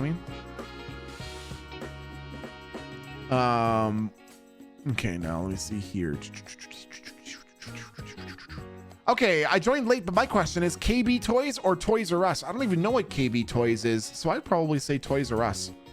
What is your favorite book that you've read? Now, it's not even a fiction book or anything like that. It is just the book that I would say was singularly the most significant book I've ever read in my life, and it kind of stands in a class of on its own. Is The Untethered Soul by Michael A. Singer. And he had a follow-on book that he came out with 2 years ago called Living Untethered, and they were just incredible. Have you read of any Brandon Sanderson's? The Stormlight Archive is so fucking good. Smitty, I haven't read them, but I have heard really, really, really, really good things from Tech, and I'm very interested. I'm interested in basically everything Brandon Sanderson's come up with. It was so incredible. I cried so much throughout the day out of sheer happiness. We had a few hiccups with our coordinator, but hey, we made it work, and it ended up the perfect day otherwise. I'm so happy, dude. The best book ever is called Shobogenzo, written by Zen Master Dogen. What is Shobogenzo about, Bonk Gang? I have a question. Go ahead, Labat. Ask me everything. Any poop stepping today? We're not stepping in any poop today. Okay. Stormlight Archive genuinely made me a better person? Really? Dude, that's fucking crazy. I gotta fucking play this. What did she say? Jacosta Harco Village. Goodbye. All right, let's start spending some of our 79 fucking skill points here. We'll learn compel. We'll learn voice training. We'll learn stop. We'll learn Bindu sprint.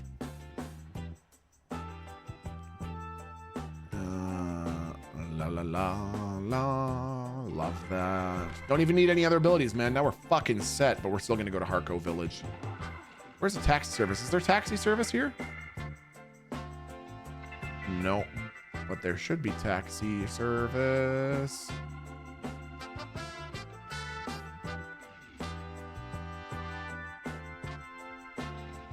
Somewhere nearby. Okay, you're sent back in time and you are allowed to grab one device. What do you bring back? A Pentium computer with Kazaa? Your old Razor phone? What do you bring back to show everyone? A bottle of Orbits. A bottle of Orbits. 2 bottles of Orbits so that other people can drink them with me.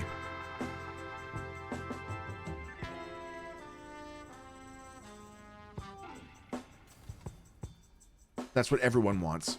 A device from my childhood.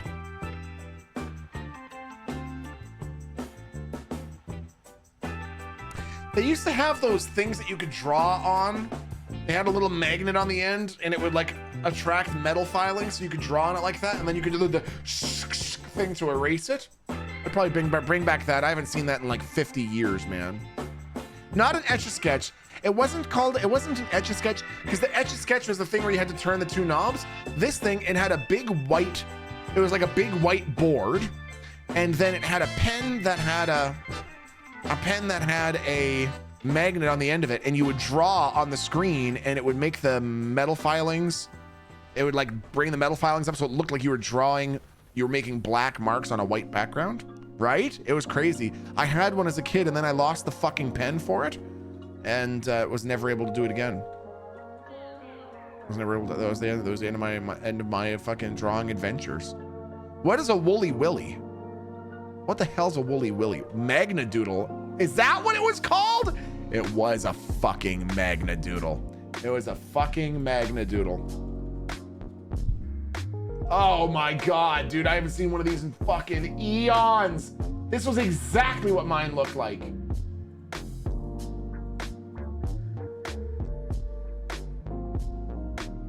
This is what I'm talking about. That was like exactly what mine looked like. I love those fucking things, man.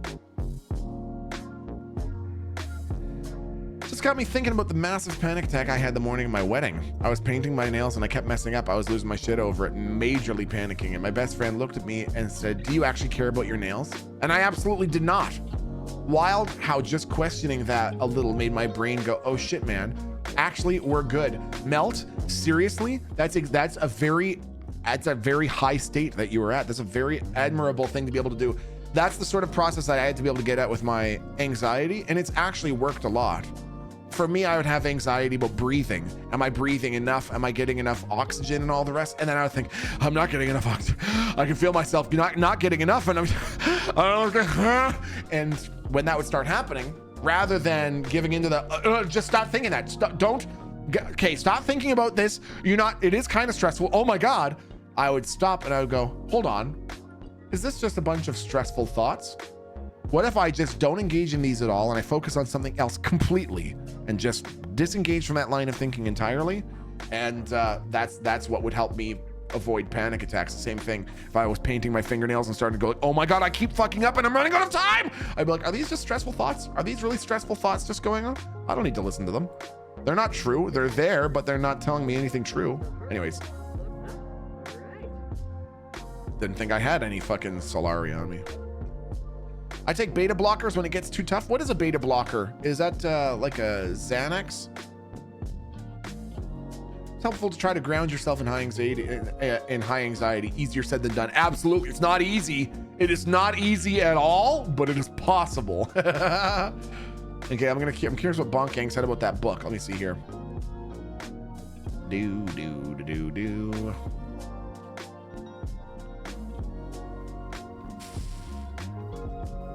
It's about everything. It's like 600 pages in small print. Crazy, man. I'm gonna have to look into that, Bonk Gang. I've heard of Zen Master Dogen. I should read more about Zen Master Dogen.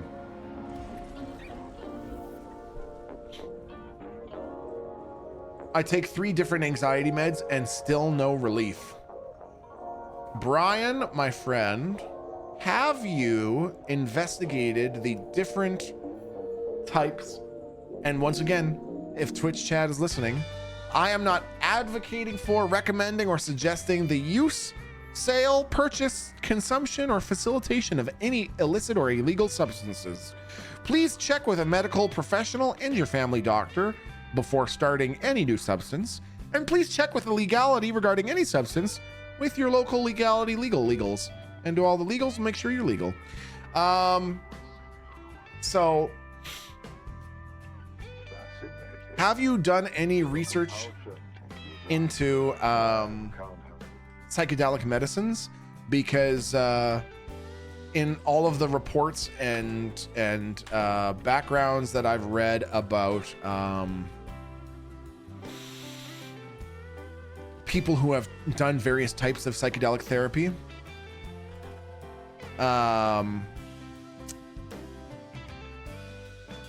sometimes even a single treatment can cure chronic or can very significantly treat chronic anxiety. Something to consider looking into. I'm not sure the legality of that where you live, Brian. I've looked into ketamine therapy. Yep, psychedelic ketamine therapy is one of them. Mushrooms are legal here in DC. I'm just nervous about it. Yeah. I a while ago, in a safe and controlled and legal way, did the Terrence McKenna heroic dose. And the Terrence McKenna heroic dose, for anyone who doesn't know, is I fasted for 24 hours. So I didn't have a single calorie for 24 hours, just drank water. And then after 24 hours, I got a grinder. I ground up 5 dried grams of mushrooms and ate them and drank a glass of water, and then put on a blindfold and noise canceling headphones and laid down in a room with the windows taped to be pitch black and rode out the full 6 hours like that. Yep, 5 grams in total darkness silence, and it was fucking insane. It was completely life-changing. It was the single most important thing that I have done, that I had done to help treat my post-traumatic stress disorder. Where the fuck was I? Griffin's Reach? Crossroads? I think Crossroads. So anyways, there are some really interesting avenues out there. Yeah, make sure it's very well, make sure you're very well researched and all the rest. You went through it and came out the other side exactly. It was unbelievable. It was the most profound, most significant, most important, most personal experience. I really didn't think it was possible. It really cracked open the shell of who I was as a person to show me that there's this entire other way of thinking and being and feeling. It was really, really significant. A book suggestion that seems like a simple story but has a lot of deeper meaning is Jonathan Livingston Seagull. I've never even heard of it. I'm definitely not Sam. Damn, that sounds horrifying, but I bet it was one hell of an experience. You want to know the weird thing about me? You want to know the weird thing about my experience? Aaron tells me that at some parts of my experience, I seemed to be in distress. Like I was making sounds like I was not happy. I don't remember there ever being any part of the trip that was scary, bad, uncomfortable at all, because there's a huge component of non-resistance. The more you can surrender yourself to the experience, the less shitty the experience is. And so before I did this heroic dose, I very, very carefully practiced the process of putting up no resistance and just surrendering immediately. So my experience, the whole 6 hours was incredible, profound, beautiful, transformative, and all the rest. And the really hard part for me was sobering up. Normally people talk about with an experience like that, consuming something like 5 grams of mushrooms, a lot of them will talk about how they experience the afterglow, which is where some parts of the trip might be difficult. Because for anyone who's unfamiliar with it, once again, I'm talking about this purely for hypothetical, purely entertainment and educational purposes, and not for the advocation of anyone using any illicit substances whatsoever. But they talk about how when you take something like 5 grams of mushrooms, you don't have the trip that you want. You have the trip that you need. And that whatever you're working through, they will basically take you, sit you down, and they will put it directly in front of you, and they will unbox it item by item and say, okay, we're going to go through this in a very just analytical way and show you why it doesn't need to control your life or whatever.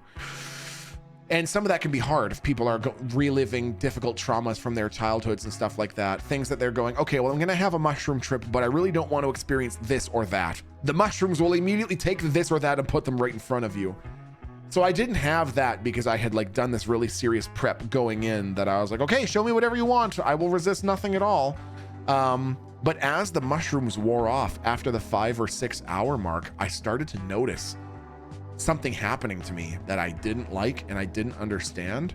And it was the feelings of anxiety coming back.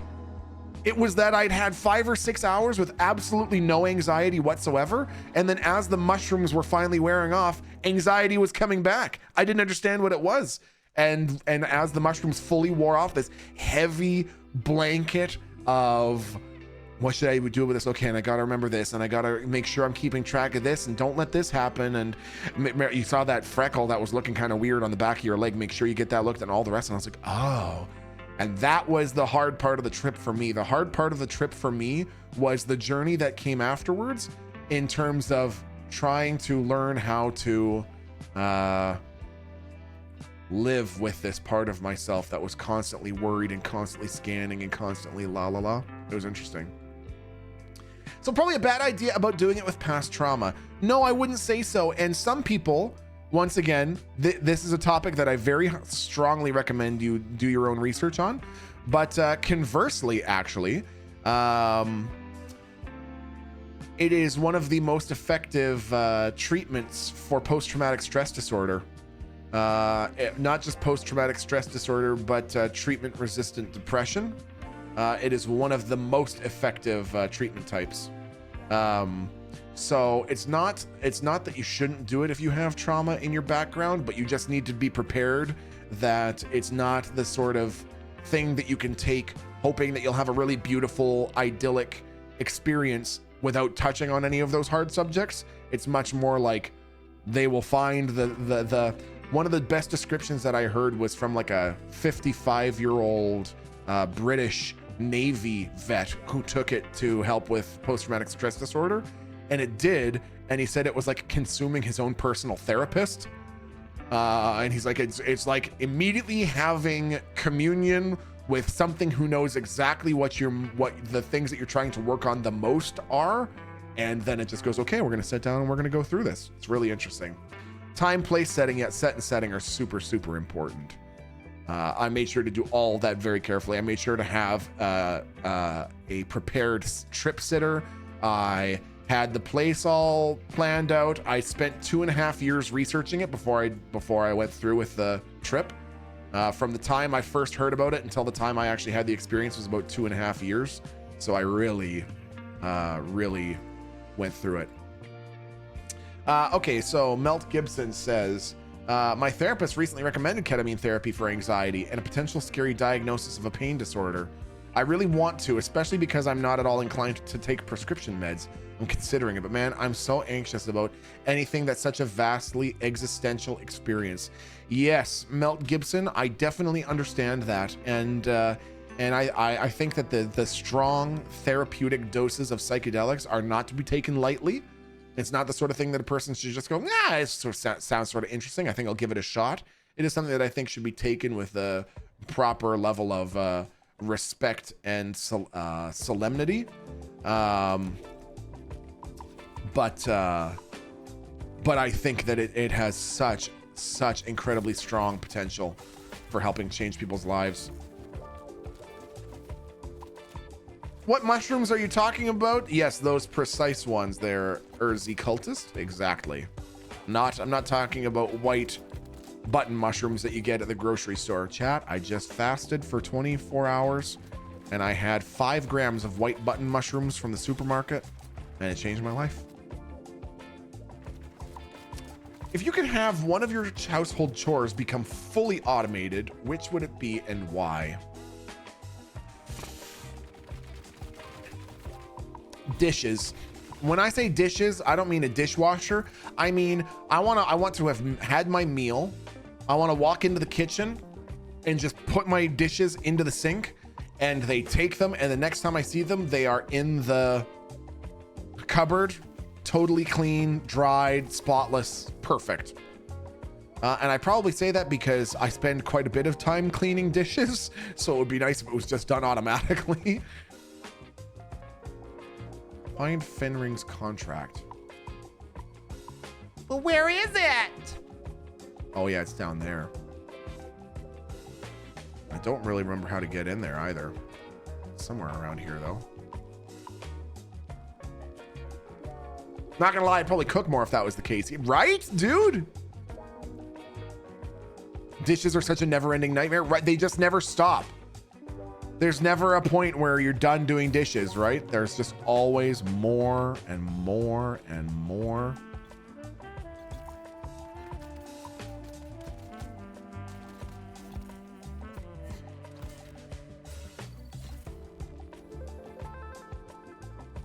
I love doing dishes. It's my listen to an audiobook and get shit done time. You know, I get that.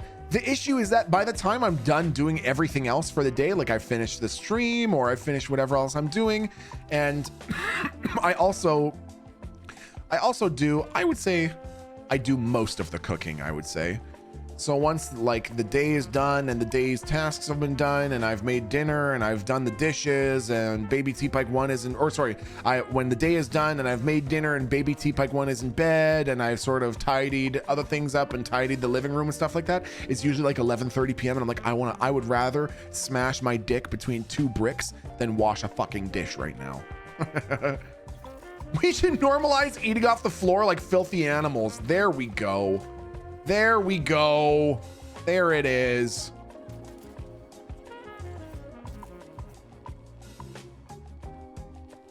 Oh, ye old dick brick. Okay, so this does not appear to be the right way, chat. What's going on here? Okay. You're kind of peeing me off here, chat. We're supposed to be finding Fenring's contract, but it seems to me like you don't really care. Paper plates are a lifesaver, especially in times of stress. Oh, fuck, isn't that the truth? Hey, quit it.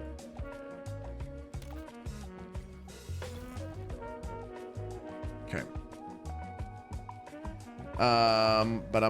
What if you have that fully automated in the way that you want, but the trade-off is that the dishes are always put in a random but clean location in your home?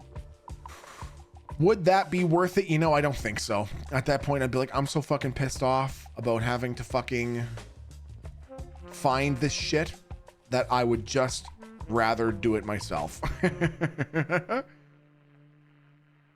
I could make my dude name Richard Prick. It hurt us. Oh my, why? Who prevented you? Fucking censorship, Richard Prick. Okay. Where's the secret way down? You're hiding it from me.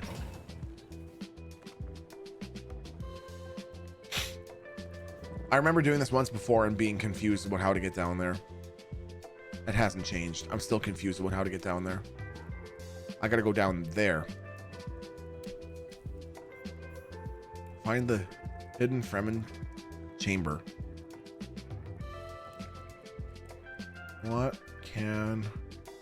How do... I feel like it's in here, man. Can you wash this plate for me? I'm gonna wash your fucking plate for you. I'm gonna wash your fucking plate for you. What do you think? My name is Milton T. Plate Washer? Because it's fucking not. Because it's fucking not my name. All right, I'm gonna look this up, chat.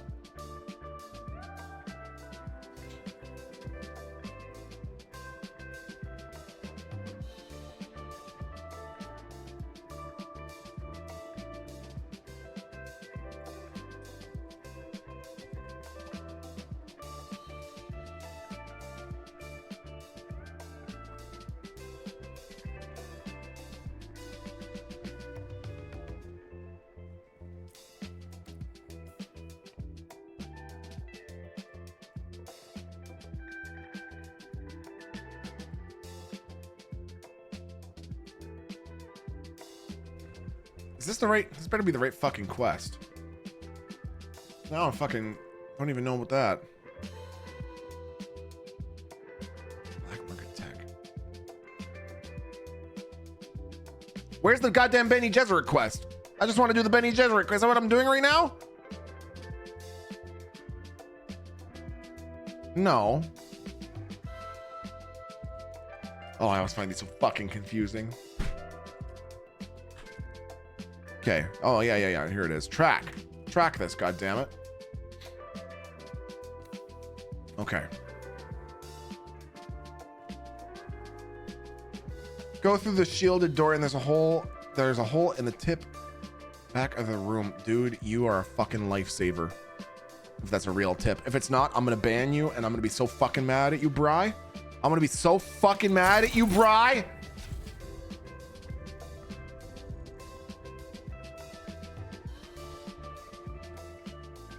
Okay.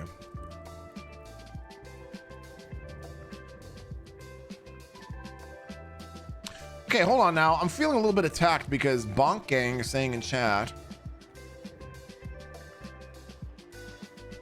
Binalala says, dishes would be way less stressful if my boyfriend didn't load the dishwasher like a dingus. And Bonk Gang says, have you showed him how to load it properly and explained why it shouldn't be loaded with a giant salad bowl on the bottom rack upside down? What's wrong with that? I'm sorry. Who died and made you god of doing the dishes? Huh? That seems to me like a totally valid, reasonable thing to do when doing dishes. What's the bottom rack for? If you're not supposed to put a salad bowl in there, why is it so big? Why is there so much room if it's not supposed to be a salad bowl in there?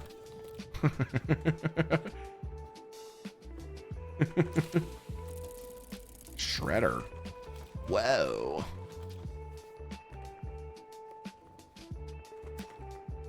Mother, I am recording this message which a kind member of the sage will send. Woohoo! We have arrived safely here at Mirzaba. Find the path up the stone sentinel. Oh, Mother, the great rock is even more impressive than we were told. It looms above us in the most daunting way. Small wonder our ancestors named this rock after the iron hammer that crushes Got the it. souls of those who How else do you put a salad bowl in the dishwasher? It's for plates. It's for plates and pots. Where does the bowl go then? Does the bowl go on the top rack? There's not enough room. So when you did the mushrooms with sensory deprivation, was your trip sitter present literally the whole 6 hours, literally doing nothing? So, admittedly, I didn't actually do it in complete silence. John Hopkins and Stanford Universities came up with a 6-hour playlist of classical music that is designed to sort of set the tone for the trip by providing what's called resolving music. It's not super uplifting. It's not dark and brooding. It's resolving the core. You feel like you honestly feel like your brain is working things out as the music is going along. You feel like you can feel pieces clicking together and you're going, I understand.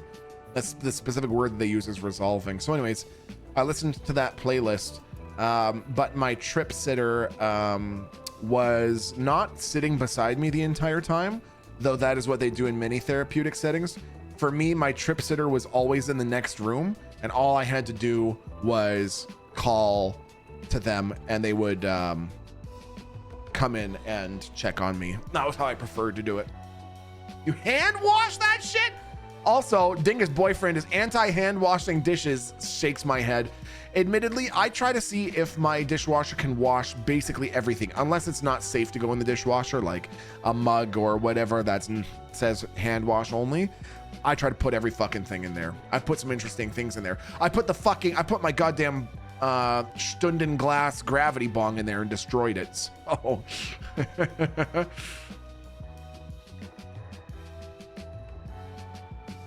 You might need to replace the dishwasher or the boyfriend, right? Is that playlist on Spotify? It is. Ur's Cultist. I'm gonna get the name for you. Oh, hold on. I've got it on my phone. I've got it saved on my phone. Anyways, let me see.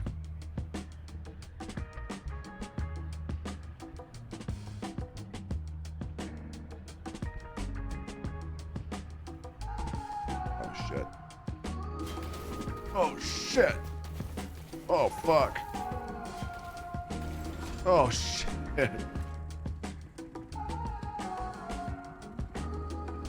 Okay, Ur's Cultist, if you're looking for it, on Spotify, it is called the Johns Hopkins Psychedelic Therapy Playlist. Johns Hopkins Psychedelic Therapy Playlist, and it is 6 hours and 5 minutes long. That's how you know you have the right one, because it is literally the full length of a therapeutic trip. So it's 6 hours and 5 minutes long. Johns Hopkins Psychedelic Therapy Playlist. Is it DMCA free? Absolutely not. Yeah, I will not even play the first song because I'm sure I'd get fucking hammered. You want to know the interesting thing? Here's an interesting thing about my experience. So like just the interesting things that you think and the interesting things that you feel during an experience like that. I really didn't know. So what I will say, hold on, there's an important thing to say. If you've been listening to this conversation and any of this sounds interesting to you, do not go and listen to the playlist beforehand. For whatever reason, this is science. This is a scientific thing. The music is the most effective if you've never heard it before. If the first time you hear the music is when you are having a psychedelic experience, it is much, much more impactful. And I had heard that, and I didn't agree. It sounded kind of hokey to me, sounded a little bit like junk science. And then I had my trip, and I was sitting there and I had taken them, and I was starting to feel the quite heavy load sink into me, chat, Gachi W. And then the music came on, and as soon as like the first fucking chord of the first song came on, I burst into tears. I've never had that happen before. I burst into hysterical, cathartic tears as soon as the first chord from the first song came on. I don't know why I did this, but I still remember. I was crying so hard. And I just kept saying over and over and over again, I'm doing my best. I'm just doing my best. I'm doing my best. I'm doing my best. And for like an hour, I just sat there cathartically weeping into this fucking playlist from Spotify. So anyways, really interesting shit, but I strongly recommend that you leave your first time experience until you're actually taking the trip, if you do end up taking the trip. Junk science, like the science of heroin? No, not like the science of heroin. Okay, chat, and for a total change of subject, just because I'm curious. First of all, feel free to continue asking me your questions. Today is Ask a Millennial Anything Day. What did you get up to with your weekend, chat? What's new in your life? What did you get up to with your weekend? Where's this fucking thing? 100. Make your way up the Stone Sentinel. Dune, just Dune. Isn't it so good, man? What's the playlist? I missed the beginning. Tanks. Basically, I'm talking about, I was explaining to Chad how I had an experience a few years ago where I did a heroic dose of mushrooms for therapeutic reasons to help process some of my trauma from the army. And I was explaining how I didn't, some people will do it in total silence and total darkness. They'll wear a blindfold and do it in a pitch black room with no audio.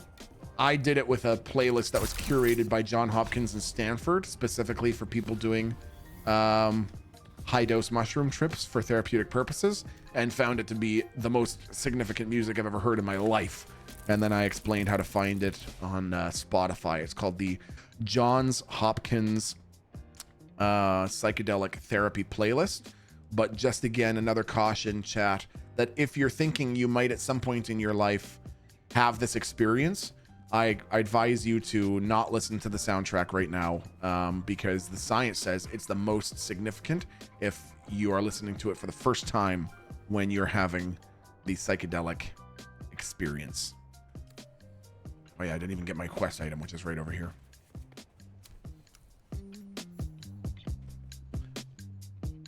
I took my 5-year-old son to a water park. We got a little burn, but it was so much fun. Dude, aren't water parks the fucking best? Kids and water. I mean, I remember being a kid and I remember loving water. Baby T-Pike 1, obsessed with his water table. He's got like a water table that we put outside with some fucking... Oh. Okay, what the fuck is going... Hello? What the fuck is going on? Okay. Let's try this again. Try this again. Okay. All right.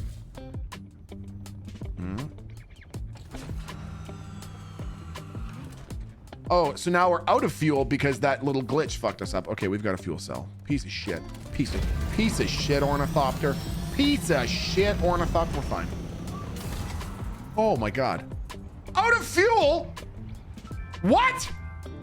Oh, because I started on top of the mountain. That would do it.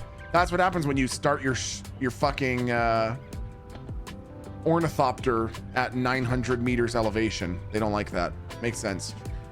Finally got back to running and managed to do 4 kilometers in 40 minutes. Joker, that's an amazing time, dude. Congrats. That's fucking awesome.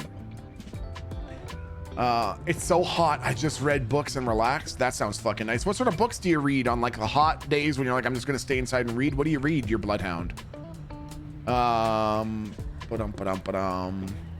with a Z, are you gonna go fishing with your mom and Tech on your trip? Do you like IRL fishing? Lens with a Z, I will definitely be going fishing with my mom and my brother on my trip. But I will probably not be doing any of the fishing myself. I don't know why. I am too much of a baby to hunt something live. And I'm obviously a coward for then eating processed meat behind closed doors, safely sheltered from the slaughtering process. Oh my god, I can't even put it into landing mode because it's out of fuel. That's funny. But I know there's an inevitable intersection in my life with a vegetarian diet. But no, I can't even bear the thought of pulling a fish out of the water and killing it, dude. Can't wait for winter because both my 6-month-old and I run like furnaces and this heat makes us not want to be near each other. Eric, I get that so hard. Me and Baby T-Pike 1 also run like little fucking butane furnaces, man. I so fucking get that, dude. Okay. Nice. Go drop off our shit. Ever spent time in a sensory deprivation tank? Aaron actually has some gift certificates to a sensory deprivation place here in Toronto that her and I are going to go to sometime. But I've never been in one. Pork chop necktie. I'd be really interested in being in one. I don't know, pork chop necktie, if you have heard the following story. Did you ever hear about the Dolphin House and the research that went on in the Dolphin House? It's a weird part of human history, man. God, humans are fucking weird. How did I put so much shit away? What was I carrying before? So the long story short about the Dolphin House, for anyone who doesn't know, a researcher was convinced that humans could communicate with dolphins and that it just basically required the application of the correct stimulus. And he had a researcher friend of his engage in a protracted series of experiments and tests to see if they could get a dolphin to communicate with her and specifically they were trying to see if they could get a dolphin to speak English. Is that where the lady was in love with a dolphin? Pork chop necktie? You fucking nailed it. That is exactly what it is. It is and it was actually the other way around. It was a dolphin that fell in love with a lady and got to a point where it would only do its language lessons if she jacked it off. I wish I was lying, chat. I wish I could tell you that I was making this up. The dolphin would only do its exercises if she jacked off this dolphin. This is a real story. I'm not making up. This is a real thing. This dolphin would start like rubbing its junk against her leg, and eventually she clued in that it was horny, and she decided that to try to get it to focus more on its lessons, she would jack it off. That's a real thing. And this might surprise everybody. It did not work in the way that she thought it would, because then basically all the dolphin gave a fuck about was getting jacked off. It didn't give a shit about language or anything anymore. And the research really started to go off the rails. And when it was clear that this was like an issue that was not going away, the funding of the research dried up like overnight. They were like, okay, we're not doing this shit anymore. This is fucking weird. And we're going to go ahead and put a pin in it. They defunded it, and they had to like send the fucking dolphin off to Dolphin Land to not be around the lady jack her off her anymore. And the dolphin was so depressed, it swam to the bottom of its tank and held its breath until it fucking drowned and died.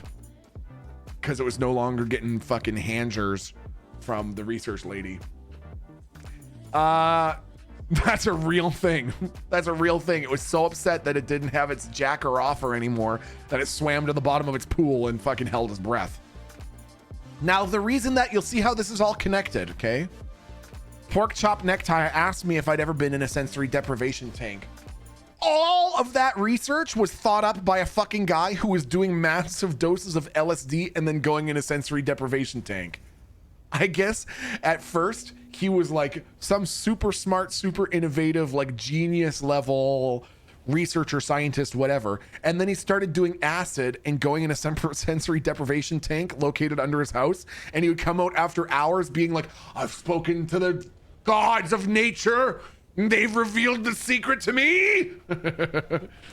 So I haven't been in a separate sensory deprivation tank, but anytime I think of it now, I think about that fucking lunatic going, no, hold on. I've got the perfect experiment. If a lady just jacks the dolphin off slowly, hold on, hear me out. If she jacks off the dolphin. Favorite pog slammer? Dude, David Dale. I actually have an answer for that. It was, I don't remember, I don't know if it had a name. I never learned the name of them. It was circular, clear. It had pool balls on the bottom, like an 8 ball, and then all the other numbered balls. The 8 ball! Is that like a commonly known? It's an 8 ball. It was the 8 ball slammer, man. Is that what it was just called? I loved my 8 ball pog slammer, dude. That thing was legit. That thing was fucking legit.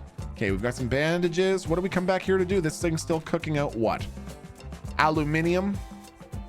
What if you cooked us up some durulinium? Do it. Nice. Pop some more bodies. 25 should bring us to 280. And this should bring us to... Oh, nice. Those ones are just finishing. That should be enough, I think. Perfection. I swear that was mine. Yeah, I know that it was mine because I didn't really understand what its point was, but I just thought it looked really fucking cool. What are your top 3 favorite meals? And Baby T Pike's top 3 favorite meals. Number 1, full turkey dinner. Turkey, mashed potatoes, stuffing, gravy, lemon meringue pie for dessert. Number 2, pizza with stuffed crust. Pepperoni pizza, Brooklyn pepperoni, add cheddar, well done, stuffed crust. Number 3, multicolored nachos with old cheese crumbled on top of it, ground beef seasoned with spices, and refried beans. Easy. Got those done, no problem. Baby T Pike 1, bagels, chicken pot pie, and cheeseburgers. Done. Okay, where am I going with this? Deliver the bloodline records to Jacosta. Let's go. Bagel!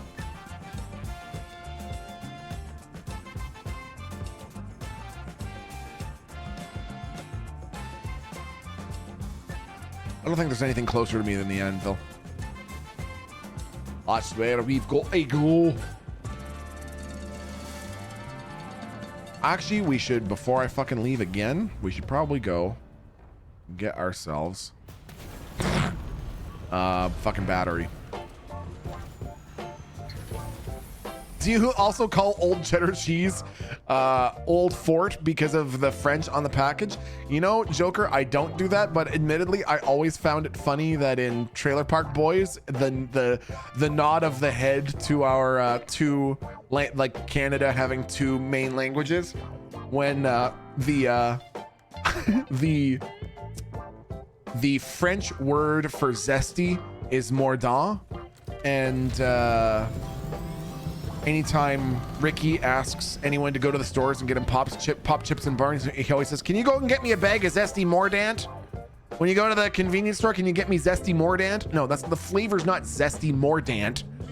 It's zesty and then the word zesty in French. What is a zesty mordant? I don't even know. Neural Johnson has some thoughts about you. As long as you know what 40 is like, because he can't remember being that young. What the fuck, Neural Johnson? Excuse me? Apologize. Mods, make Neural Johnson apologize in chat to me. What is your most irrational fear? Mine is being trapped in a falling elevator. Really, Tommy Foolery? Actually, that same question, I want to hear everyone's answers, chat. What would you say is your most irrational fear? That's a fucking great question.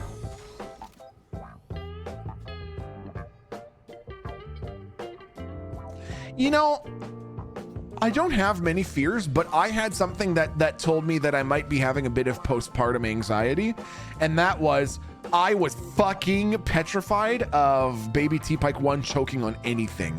I was like, baby T-Pike 1 is gonna be eating fucking pudding until he's 18. I don't care. He can eat pudding until he's 25. I'm convinced he's gonna choke on something. That doesn't seem so irrational, but so I would say, if I had to say something other than that, oh, I don't even have the fucking Solaris. God damn it. I really want to think of a good one. Give me a second, and I'm gonna read some of chats.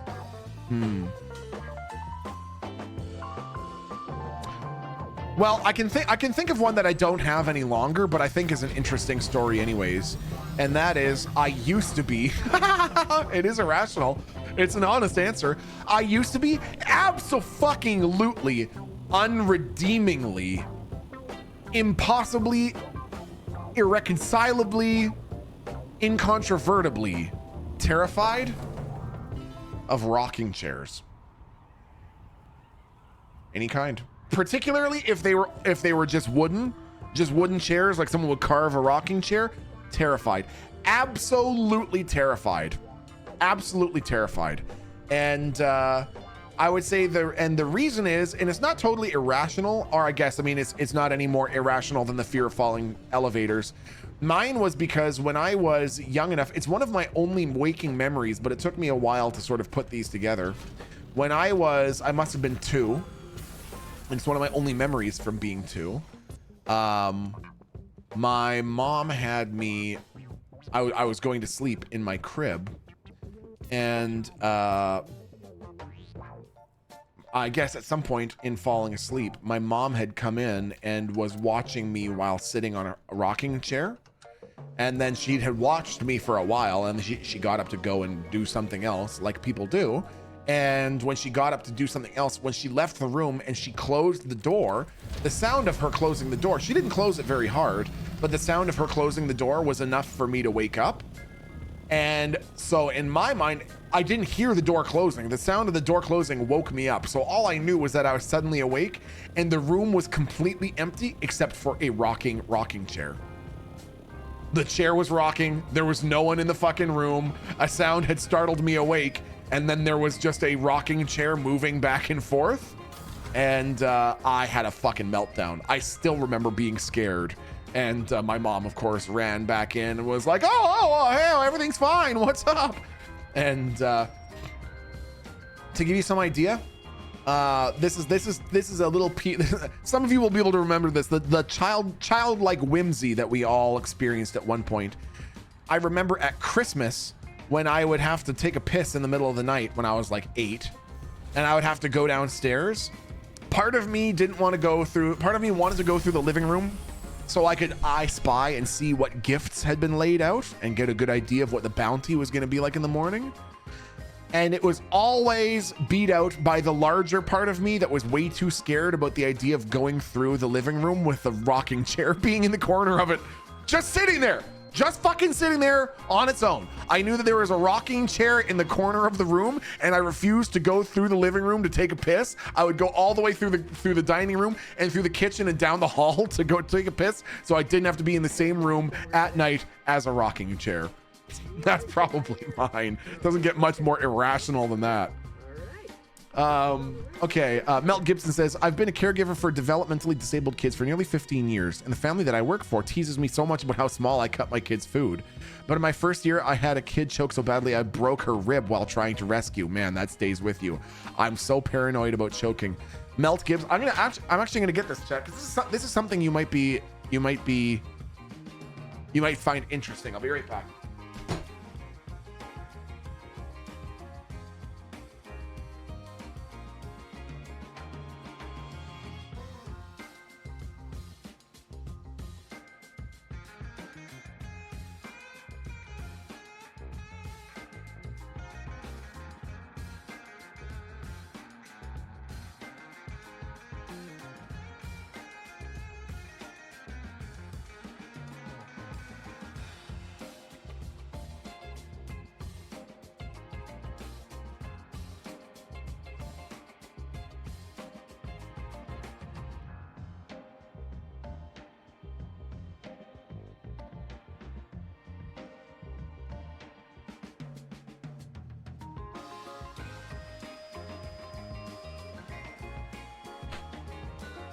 Okay.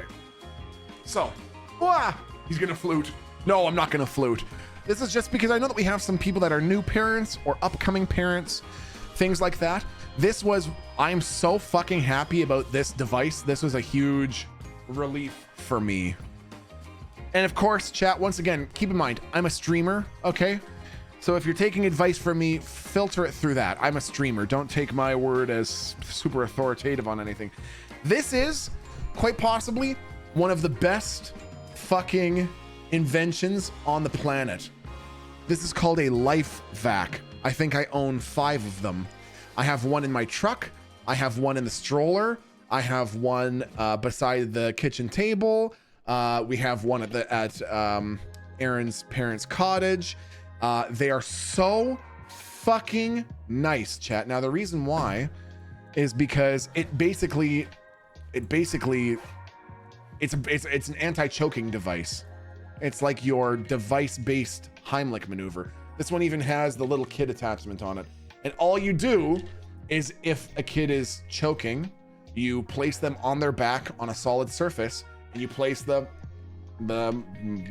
over their mouth and nose, and you push and pull. And what it does is, when you push, it has one-way valves, so you're not pushing any air into their throat. You're not like pushing an obstruction further down their throat, because it has one-way valves.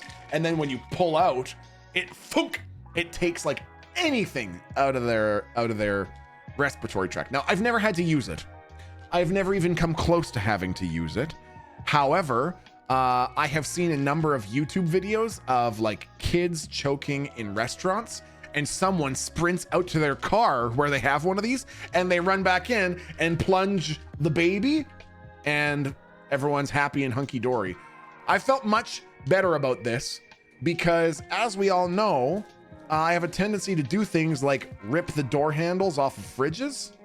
And I was like, I don't want to have to trust my fucking caveman arms to try to do the Heimlich on a tiny body. So I'm very happy about this. So if you're interested in that, chat, if you're a new parent or going to be a parent, or you're thinking about being a parent sometime soon, the Life Vac. The reason that I think it's so interesting, Dark Rose says, I've never seen that device before. I had never even heard of it before my mom bought one for me. She was like, I heard about this and I recommended it. And I watched the YouTube video, and the tutorial is 20 seconds. And the tutorial is place, push, pull. That's it. Someone's choking, you get them on a flat surface, you place it on their face, push, pull. That's how you do it. So you can't call it the Heimlich anymore. Oh, really? Does it have a different name now because the Heimlich guy died or something? So anyways, Life Vac. Life Vac is what it's called. I think I have 5 in the house. So that was what helped me to assuage my my concerns about choking. Don't show that thing to Kiki, right?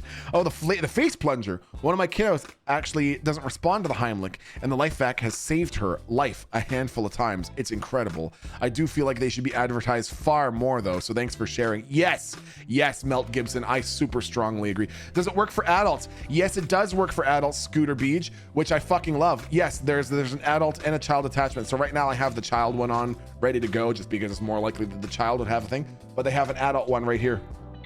So they have the child size one and the adult size one, and you can just take them off. It takes 1 second to put it together. Really, really convenient. So anyone out there who's like me, who was a little bit neurotic about choking and stuff like that, or just you want to have one on hand anyways, highly, highly recommend. Highly recommend. Oh shit, I should get one. Do you think you could use it on yourself? You know, Imaginary? Dude, Imaginary, you should, hold on. Why are you asking?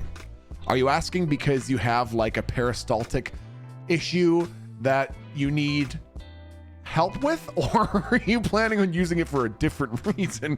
But really, to answer your question, I think there might even be, I'm afraid of being alone and choking and dying.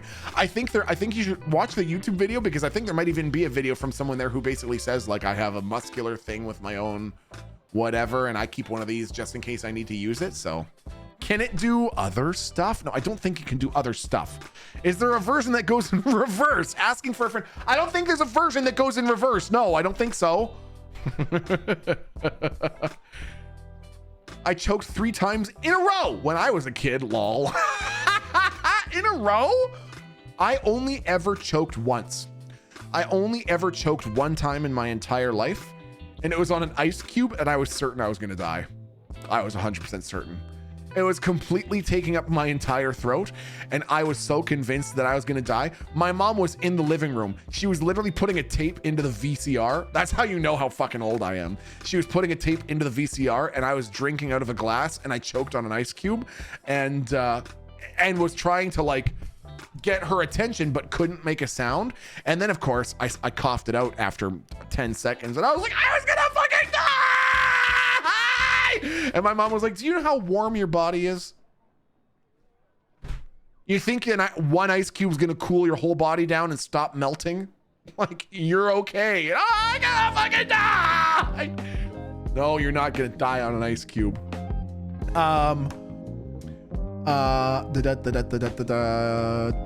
Puffy Cloud Person. It is called a Life Vac. L-I-F-E-V-A-C. Life Vac. All one word. I have major issues with taking bigger pills. They get caught in my throat a lot. Maybe this won't surprise people, chat. I have no problem swallowing. I could fucking dry swallow 2 fucking prenatal pills and an iron pill back to back without any water, dude. No problem. No problem. I get that shit downrange, no problem. I'm shocked. Chat. Why are you being sarcastic about me being good at swallowing, okay? No shit, you don't. I've seen you swallow those beans. Okay, true, dude. Shit, this is every Friday night for you? Okay, every Friday night is not me trying to swallow large things without any water, okay? That's not the truth.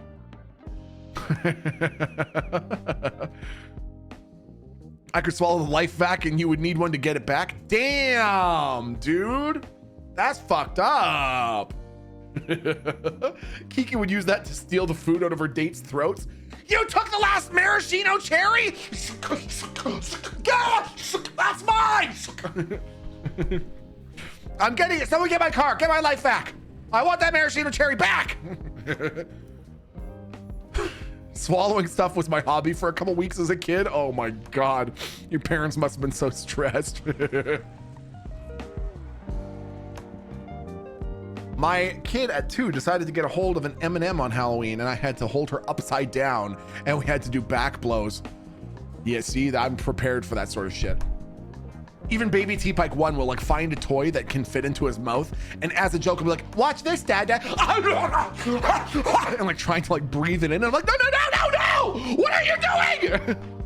Hey, Dad, look, I found this trachea-shaped rock. No, what are you doing? Kids, man. It's amazing we made it this far as a species. Aaron really hears the things that you say and thinks, wow, I love him.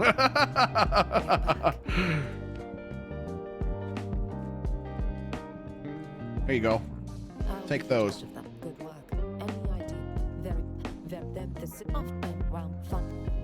Nice. Woohoo, baby. Let's go. Yeah. Yeah. Yeah. Yeah.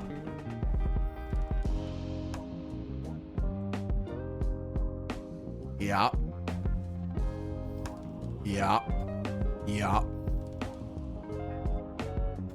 Oh, yeah.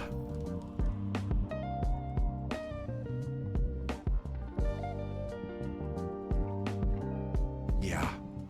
Yeah. Yeah. More.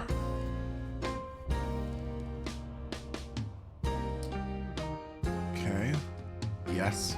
Give me that. Give it to me. Nice.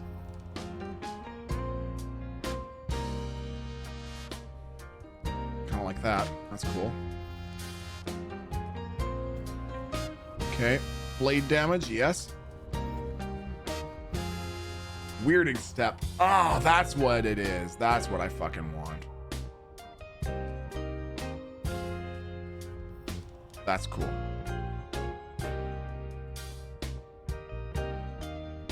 I see. Got it.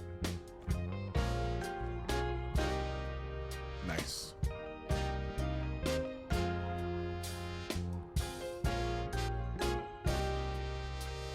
Okay. Oh, yeah. Benny Gesserit me, baby. Benny Gesserit me, baby. Let's go. Yeah, yeah, yeah, yeah, yeah. Yeah, yeah, yeah, yeah, yeah, yeah, yeah, yeah, yeah, yeah, yeah. It's good. Yeah, it's good. It's good. Nice. Done. That's all I need. Got all the techniques I want. Fuck, dude. We're fucking set, chat. Fuck.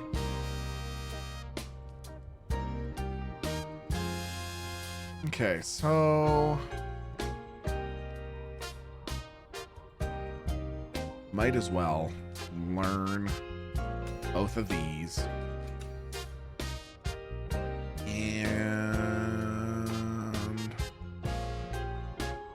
storage, hey? Storage, you say, hey? 60 and 40. Okay, we'll get that next. Okay, now. So Rose says, I swear, babies want to choke. We had to replace all of the door stoppers because my son would pull out the little white nubs off the spring ones and try to eat them. Dude, Ro, what is with that? What is with kids doing that, man? I've read about so many kids eating marbles or the round batteries lately. Oh my God, dude.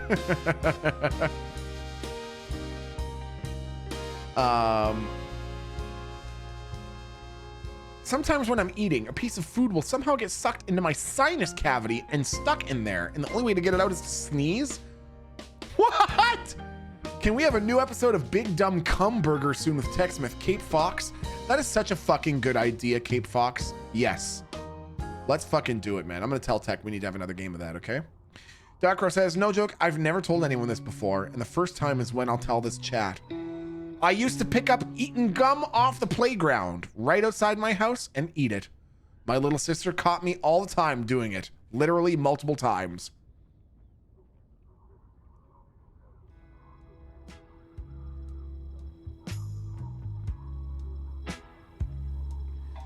Admittedly, Darkro, I can't even harsh your fucking mellow for that, Darkro, because when I was in my first year of university, to impress some of my new university friends, I licked all the way up and down one of the poles in a city bus. And this was in a city of about 1 million people.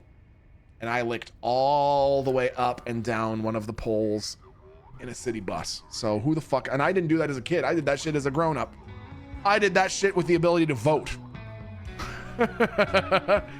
So how sick did you get, you know? last deal, surprisingly, I don't think I got sick at all. Which, I mean, I'm sure makes sense to most people. I'm sure if you had 100 people lick the pole of a city bus, maybe only 20 or 30 of them would get sick. I don't know, you know, depending on what's on it. So I guess I just got lucky. Chose the right pole to lick on the right day. Catchy W. But kind of surprisingly, it was not great. Not a great experience, chat. Y'all need to be okay with not having friends. Yeah, right. Why can't you just Milton T. Simmons 1? Why can't you just keep your tongue to yourself? Bro, how and why are you gonna harsh the mellow of someone just trying to use the most versatile you know, the most versatile organ of the human body to impress people? Sharing is caring. Thank you, Last Steel. Last Steel gets it, okay? Almond milk and roasted chicken. Preach it. Yeah, I get it, dude. My daughter licked the door handle at a funeral home. I've never run so fast. Oh my God. That just reminded me. Can you tell the puke story and lick story? I don't remember the whole story. Okay, so I joined the army, and there are many experiences that you have in the army that you don't really know about beforehand until you get into the army. One of those experiences, when I first got into the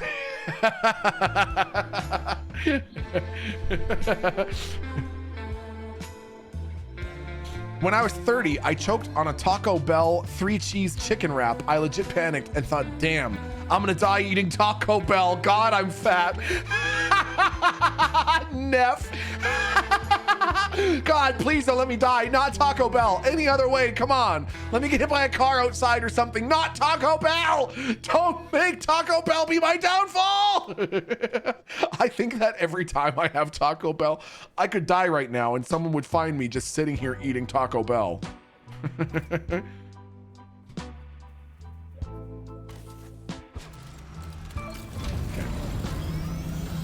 Brother, I still cannot believe you will eat puke and won't eat a chicken Caesar wrap. Yeah, the thing is, like, those are, you see how those are kind of on the two extremes? Like, I wasn't eating puke because I was hungry and wanted something tasty, okay?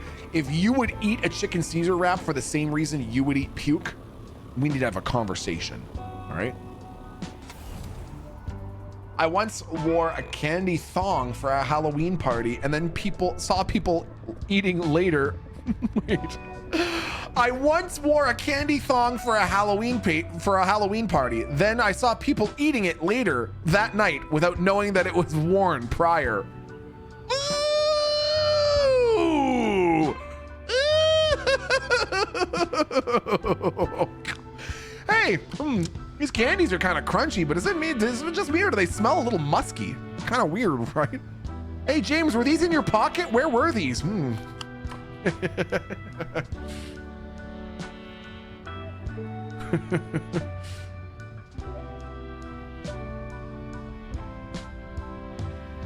Fucking funny coming from Mr. Weird Balls, right, dude? Fuck. One of the things that I think is going to be weird, chat, is that I kind of feel like by the time Baby T-Pike 1 is like at the age to be driving a car, voting, you know, getting a part-time job or something like that, I feel like I've already seen some videos of 6 or 7-year-old kids being asked what a rotary phone is. They just are presented with a rotary phone and they're asked, what is this? And they have no fucking clue. They have no idea. No idea what it is. It's going to be weird to think of the things that were so common for us that by the time Baby T-Pike 1 is like an adult will be so fucking foreign. For example, is there anybody listening right now? This is a bit of a stretch. The people listening to this would probably have to be a little on the older side. Is there anyone listening to the stream right now whom is familiar with the utilization of a slide rule? Before calculators came along, which was pretty recently, everybody used slide rules. When calculators didn't exist, slide rules were the jam. Now, if you were to, I've only heard of them, I'll show you. looks like this. This is what they used before calculators. And this is like in the mid 1900s, chat. This is what a slide rule looks like. And you see that you basically slide the thing around the middle and it'll show you how the times tables work out. You basically move it. You go, okay, I want to know what this number times this number is. And you move the slide rule around and it will show you what the responding answer is. Show you another picture here. They're all fucking super low resolution, of course, but you sort of see what I mean. So no way you didn't just invent that. No, I did not I did not invent that. That's a real thing. My physics teacher would tell us for hours about how he used these. And so sort of similarly, chat, the way that I just mentioned the AI, it's not an AI image. So in the same way that I've just presented you with that, and basically a ton of people in chat are going, I have no fucking idea what that is. I've never seen anything like that. There are so many things that future generations are going to be that way about. Things like rotary phones, cell phones, like they're only going to get smaller and weirder than this. And this looks absolutely fucking nothing like a rotary phone. There's no way that a person seeing this would intuit that a rotary phone used to be. This is the future of a rotary phone. So I think it's going to be really interesting. One of the ones that Erin thinks is that she thinks that by the time Baby T-Pike 1 is like 20, that the idea of going to a gas station to gas up your vehicle is already going to be like on its way out. People are going to think that's really weird. People be driving around in a car that only takes gas is going to be fucking weird. I couldn't tell you how to use it anymore. I'm pretty sure the last time I used one was when I learned to use it. My dad had one that he used occasionally, literally exactly. Milton literally invented multiplication to lie to his chat just for this bit. What the hell, CP? What the hell, CP Sticks? I beg your pardon? I did not invent multiplication just to lie to chat, to make up a story about slide rules, okay? You need to say you're sorry to me in chat. Not true. It's false. It's fabricated.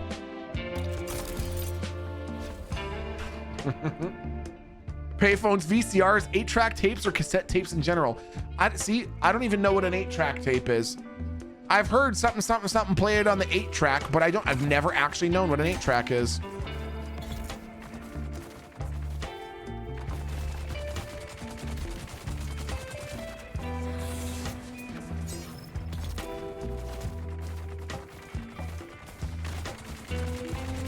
Slide rules. Yes, Milty, slides do rule. No, Kiapi, you've misunderstood me, okay?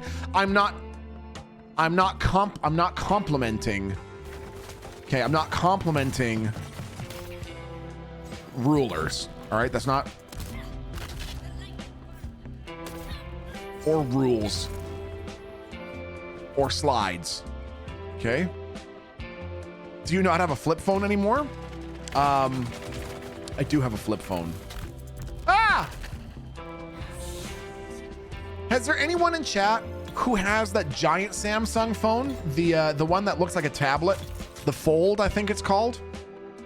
Does anyone have a Fold? I'm curious what they think. I initially really wanted the Fold, but I was just so scared that it's gonna be made flimsily enough that half the screen's gonna stop working after a year, and I'm gonna have to go and fight someone about it, you know?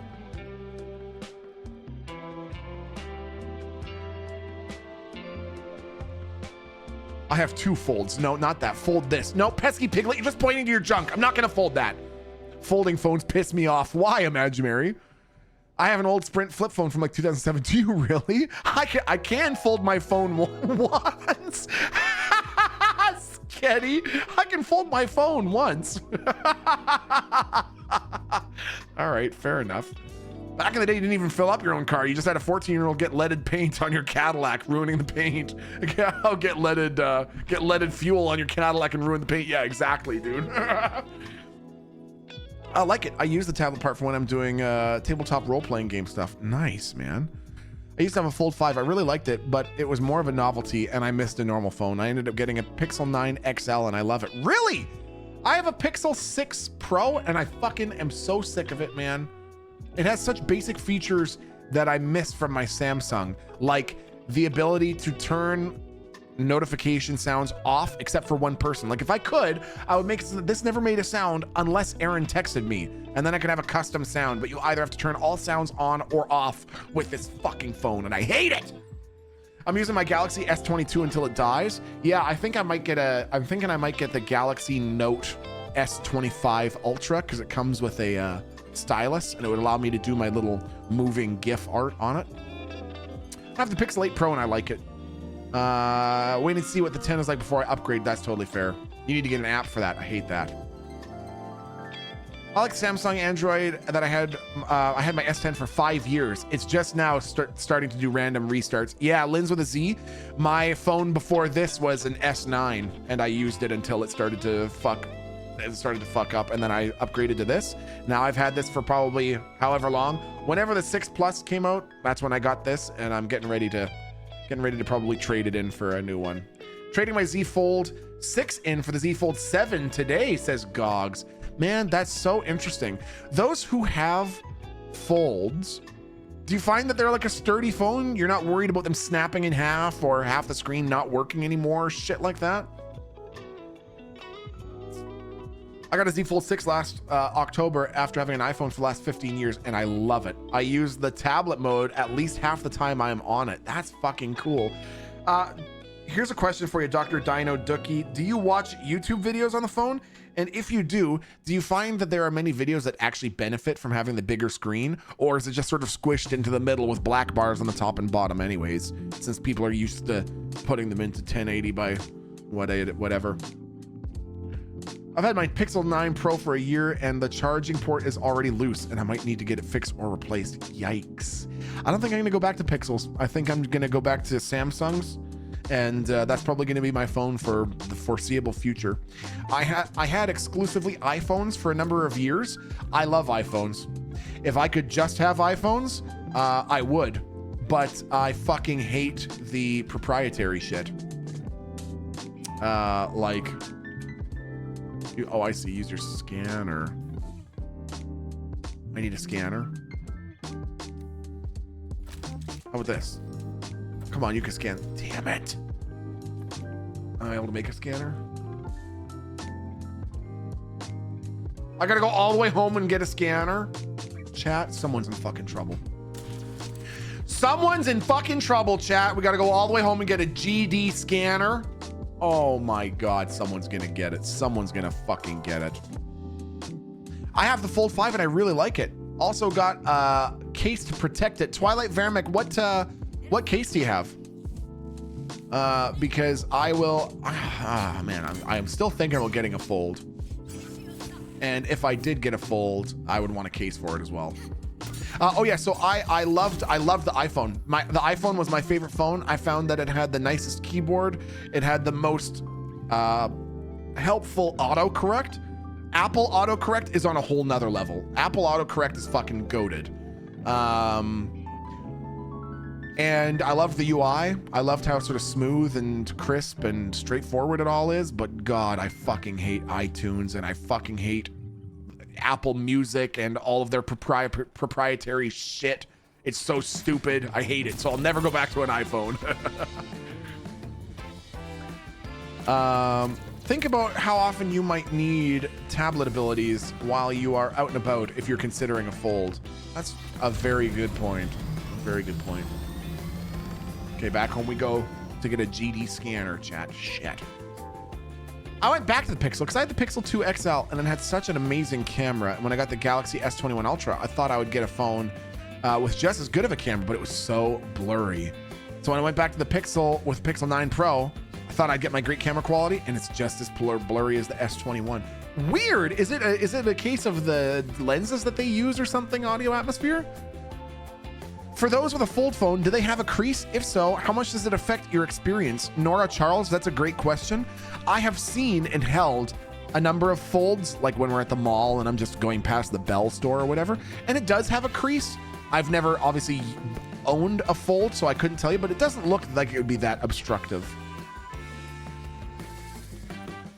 That's what I forgot I was gonna say. I use the Fold for fun times, like watching videos, playing games, and the folded version for my daily driver mode, and it worked really well. Fuck, that's interesting, man. You know, I really just, I hate Apple, but I caved and I got an iPad because nothing really beats it. That is also super true. Really, I hate Apple's autocorrect. It doesn't just fix word, it changes words for me to the point where it makes the sentence not make sense.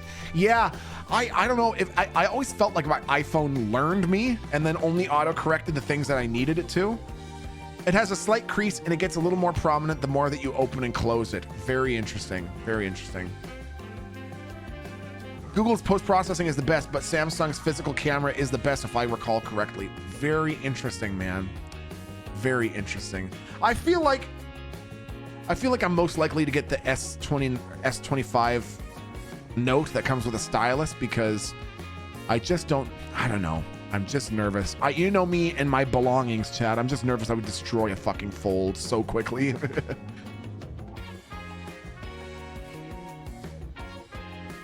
I'm turning 37 in 2 weeks. What should I do for my birthday? You should, when you have some time off of work, you should spend some time going around whatever town or city you live in and look for a place that offers really nice massages.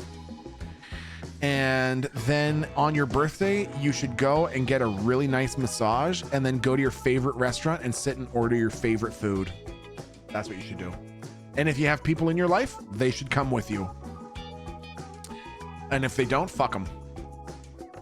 With a massage with a happy ending, not with a happy ending, okay, because that's probably illegal. I have the Z Flip and I love how small it is. It's just super easy to drop into a pocket or place in my car. Yes, Randy, I agree with that. I do like the Flip. The Flip is nice for that reason. And it also has the screen that has the crease in the middle. You can't really see it from here, but I guess maybe from a side profile, kind of. But it's pretty good. It's pretty sturdy. It's pretty reliable for having one screen that's just one big screen that folds in the middle. Okay, we came back here to do what? We came back here to get a scanner. That's right. And the Hajra Mark IV, is that better than the Decaliter, John? Let's find out.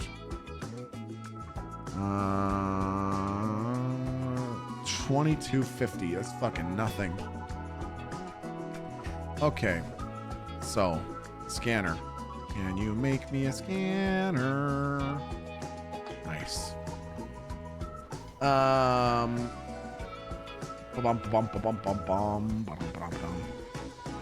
do this on Saturday for my birthday then. Oh, I've never had a massage. That sounds amazing, actually. Yeah, Chelsea, let's do it, dude. I'm telling you. If you really want to get crazy, if you want to go extra ultra, Chelsea, consider looking up the nearest movie theater to you and going and taking in a flick. There's just something so magical about a big fucking warm bucket of popcorn and taking in a flick on the big screen. I did that a lot when I was going to university. I didn't care whether or not any of my friends came with me. I loved getting a big bucket of fresh hot popcorn and sitting and watching a movie. I watched a lot of movies in theater that way. Okay, we got that. We need our darts back. Where's my darts? Give me my fucking darts. I love a me day. Yeah, man, exactly, dude. Okay. Back we fucking go to the stupid fucking thing. This fucking thing sucks. I used to work at a movie theater back in the late 2000s and I got 20 free passes a month. I saw so many movies alone and absolutely loved it. That's fucking amazing, man. Popcorn bucket with a hole at the bottom. You know, Dr. Sprite, is there a single person on the fucking planet to whom that actually appeals? I'm curious. I don't care. Pick the hottest person you know, Chad, okay? Pick the hottest person you know. For me, it's my wife. And think about, is there a part of the process that would actually appeal to you about going to a movie? Even if the person knows, I don't even mean surprising them. It can be a plan that you have ahead of time. And you have a bucket that has a hole in the bottom. And the point is for you to stick your panisia through the hole so that when they get to the bottom of the bucket, rather than reaching for popcorn, they jerk you off. I'm not gonna lie, having my fucking dick sitting in hot, buttery popcorn turning into room temperature, soggy popcorn for however long it takes us to eat our way to the, because I'm getting an extra large. I'm at the fucking movies. I'm not gonna get a small popcorn and a big hand job, okay? I'm gonna get an extra large popcorn and whatever size hand job is left by the time we get to the bottom of the popcorn. And are we really gonna enjoy it? You know? With the sharp little kernel bits? Yeah, right? Pseudo Ruski says, yeah, I skipped that step and I just fuck my popcorn directly. See, it works. That sounds so fucking romantic. How does it sound romantic? See, it works. Explain yourself. Explain yourself. I'm the hottest person I know, so it would be a solo mission. Kilted pork. That's so much weirder, dude. That makes it so much more weird and upsetting. Would you do that, Kilted pork? Would you go to a movie by yourself, carrying a bucket of popcorn with a hole in the bottom, and then just jork it when you get to the bottom of your popcorn bucket? I don't even want you to answer that. I don't even want you to answer that. Just don't fucking answer that, dude.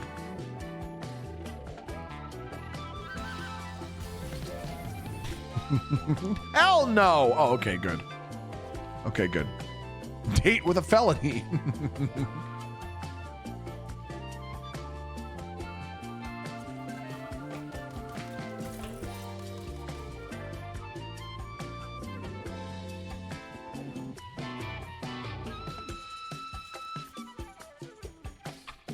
Okay, bro.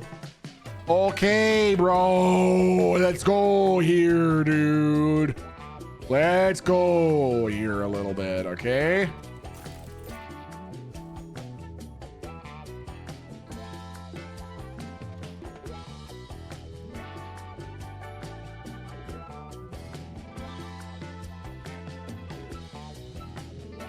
Scan. Woohoo.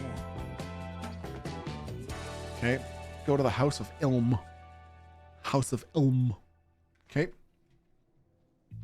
You've never had a butter dog? What the fuck is a butter dog? Coagulated shampoo. Do I even want to know? I'm afraid to ask that question. What is a butter dog? Coagulated shampoo?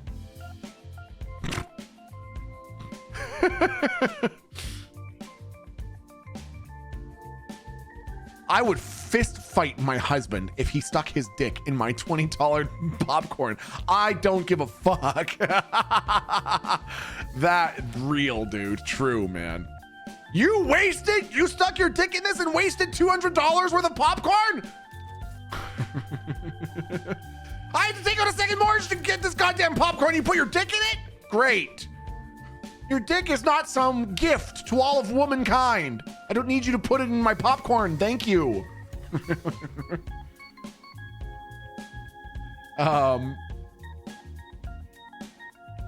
Did you know that the G button is your build button, by the way? My G button? G? G is build? What do you mean? It did not do anything at all. Liar. My ex tried to do that, but without the popcorn and bucket because the theater was mostly just empty and with just one other family in the theater too. But there was a kid there and I didn't feel comfortable getting slurped when there was a family with their kid just a few rows away. How could you, man? I get that entirely. Oh my God. Do you want me to suck you off during Austin Powers? Oh my God, I'll do it during Austin Powers. No, I don't. What are you talking about? I cannot even experience arousal right now. I have a P button. What do you mean?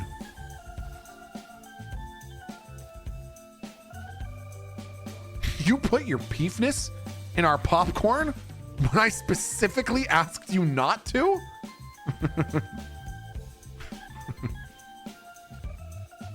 Come here, dingus.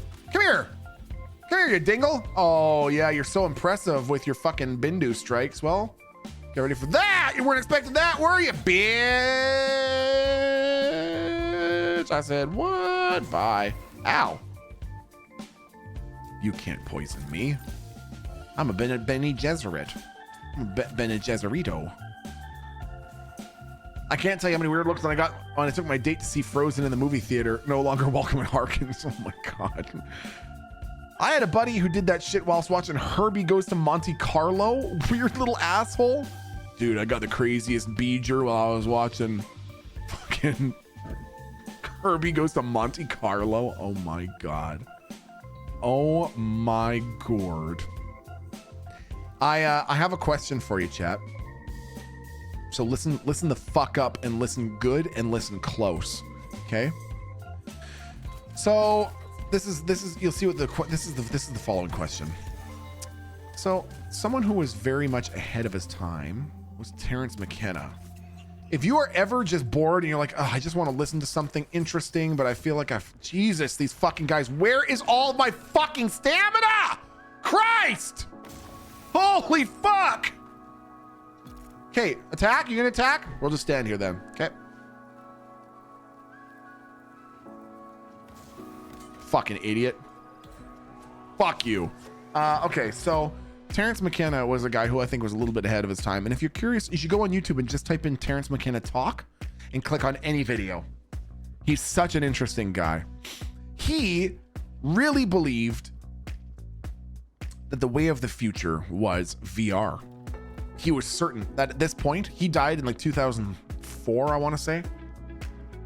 Anyways, he was certain, fucking certain that the future was VR. He thought that the most advanced incorporation of VR that he could imagine was where each of us would basically have a super advanced lens installed under our eyelid. So whenever you wanted to boot up your PC, you would close your eyes and like tap your temple, and suddenly you would be immersed in a world of VR because your eyelids would have these screens implanted in them.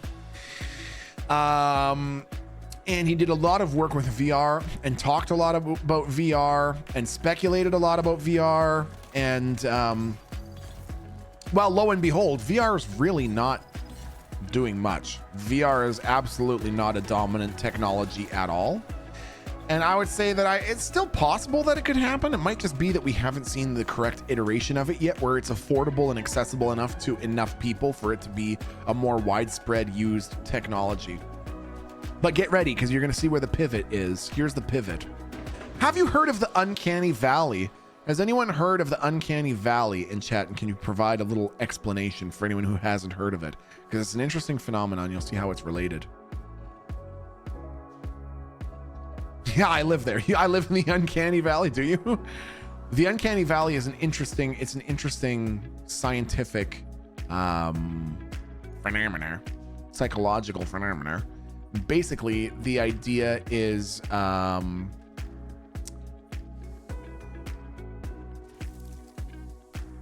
we got to deliver the fragment to Costa. Cool. Okay.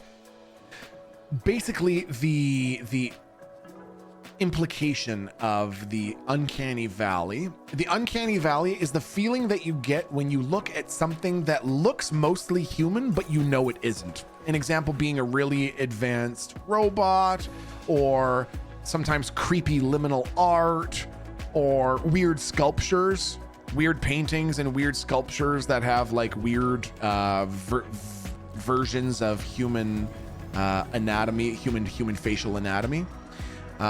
This is the Uncanny Valley. And an interesting theory, I don't know that I buy it entirely, but an interesting theory is that the Uncanny Valley came because you can't sort of decide to put a reaction mechanism like that into a person. Like you can't just decide that suddenly you're uncomfortable by the Uncanny Valley. It's something that appears to be so universal that the suggestion was that in the past there must have been something that looked human but wasn't, and therefore instinctually created a sense of fear in us. And the question is, why have we evolved to see something that looks human but isn't quite and creates a feeling of fear? And Carnal Sanders there in chat says something really interesting, which I think has sort of an interesting implications, I guess. And that is the sort of going theory that I was just hearing about is that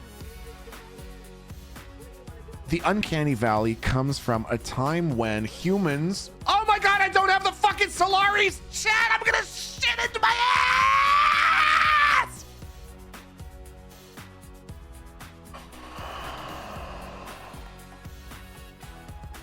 Why do I keep leaving all the shit that I need behind? Oh.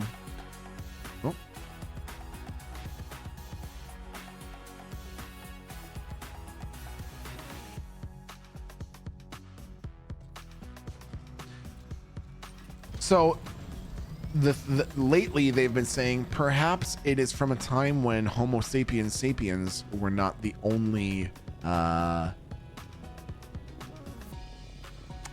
like hominids on the planet, and that it may have come from antagonistic interactions with other species of hominids who certainly didn't hold back when it came to killing us, eating us, and all the rest. And they said that basically it gets a little bit speculative, so you know, take this with a bit of a grain of salt. But they're saying that at some of the sites where they're uncovering bones from, you know, 150, 200,000 years ago, they're finding signs of butchery on the they're finding signs of butchery on the bones of like young skeletons, suggesting that some of these other groups of hominids had no problem eating the young of other groups of hominids. And they're saying, can you imagine waking up in the middle of the night to see that someone has broken into your tribe's blah, blah, blah, blah, and you see the unmistakable figure of someone that looks human running away in the distance with one of your kids? But it's not a fucking human. It's something that looks human, but is just taking your kid away to eat them. That's fucking insane. That would give me the uncanny valley. Okay, so here's where it's coming full circle. So this was a commentary on the uncanny valley, and some people are. And so my question for you is: do you think that we will ever, like, in the next 200-300 years, if humanity is still around, do you think we will ever get to the point where humanoid androids are like ubiquitous, like iRobot? Do you think we will ever get to a point as a society where people decide that, like, the highest aspiration we can achieve technologically is to create a robot that looks just like us and then try to integrate it with society? Or do you think that we will never do that? People will never be comfortable with a bot that looks so much like a human, and therefore our robots will always look different? Because if I'm being totally honest with you, I don't know. I could go either way. I feel kind of 50-50. I could see people saying, no, I want a robot that looks exactly like a human because that makes me comfortable. And I could see an equivalent number of people going, no, I know it's not alive and I don't want it to fucking try to trick me into thinking it's alive, and not interested.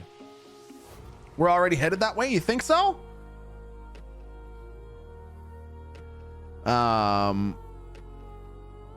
Figgy, how you doing, Figgy? Figgy617, did you miss me, Fart King? Haven't been around much, but I'm glad to see my favorite Canadian. Figgy, so good to see you, dude. I hope you're doing wonderfully. I hope you have such a good week. If people are willing to fuck anything, it'll be a thing. Yeah, I mean, that's true.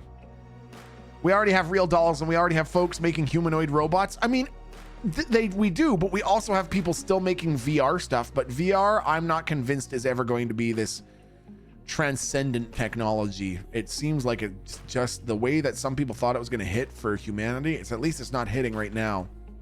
It makes me wonder similar thoughts about, will we ever have super humanoid androids? And I don't know, man. I don't know if we will. I don't know. Okay, 1500 Solari. Can we get 1,000 more Solari out of this fucking place? I should have just gone home, shouldn't I?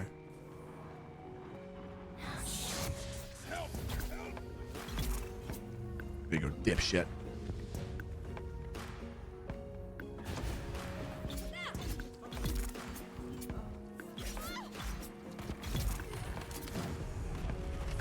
Woo!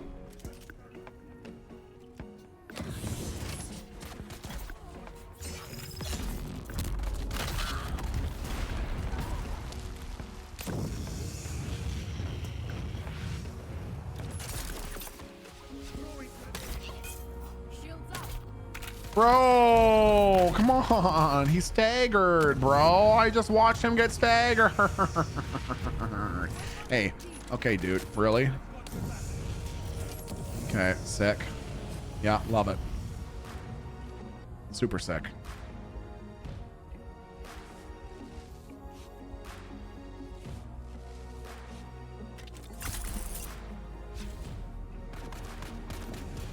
You want to fuck around, do ya?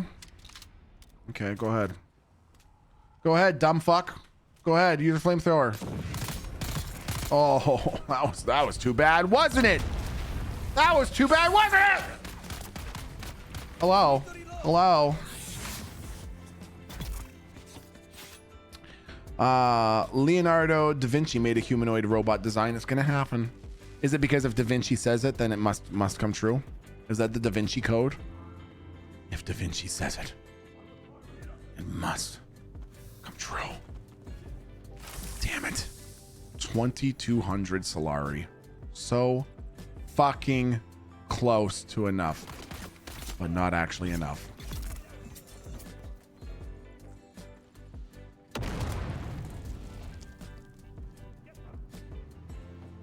What will happen first? Humanoid robot with a brain or a brain implant into the Matrix?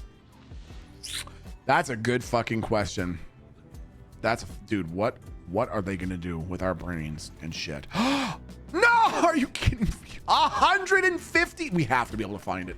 We have to be able to find a fucking 150 Solari. I don't give a fuck what we have to do. I refuse to go home now. There's gotta be 150 Solari some fucking where. Chat, what's a peef? You don't want to know. You do not want to know. Chat, do not answer that question. No one answer it. Figgy, you don't want to know. It's just better for you if you don't know, okay? Figgy, you don't want to know. It's better for you if you don't know, Figgy. Please.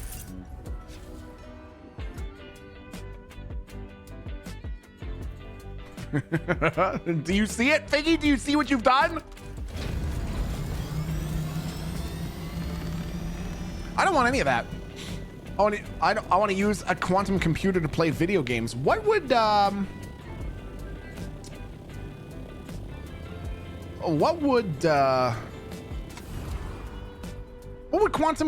gaming with a quantum computer even look like? There'd just never be any such thing as a loading screen. Hey, I guess Minecraft would run moderately well.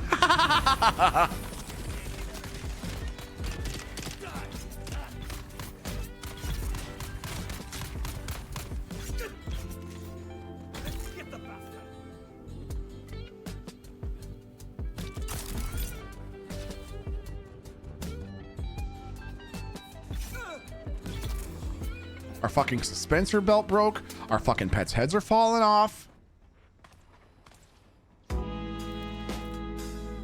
Okay. I don't even give a shit. I'll just take the fall damage. I don't give a fuck.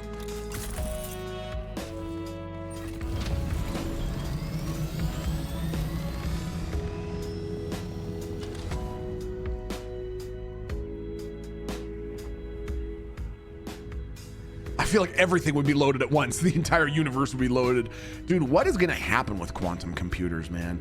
Are we going to create some super intelligent bot that's going to help us fast forward into the future by 500 light years? Suddenly we're all going to be talking to each other on fucking, you know, custom microprocessors based on quantum fucking non-Newtonian fluid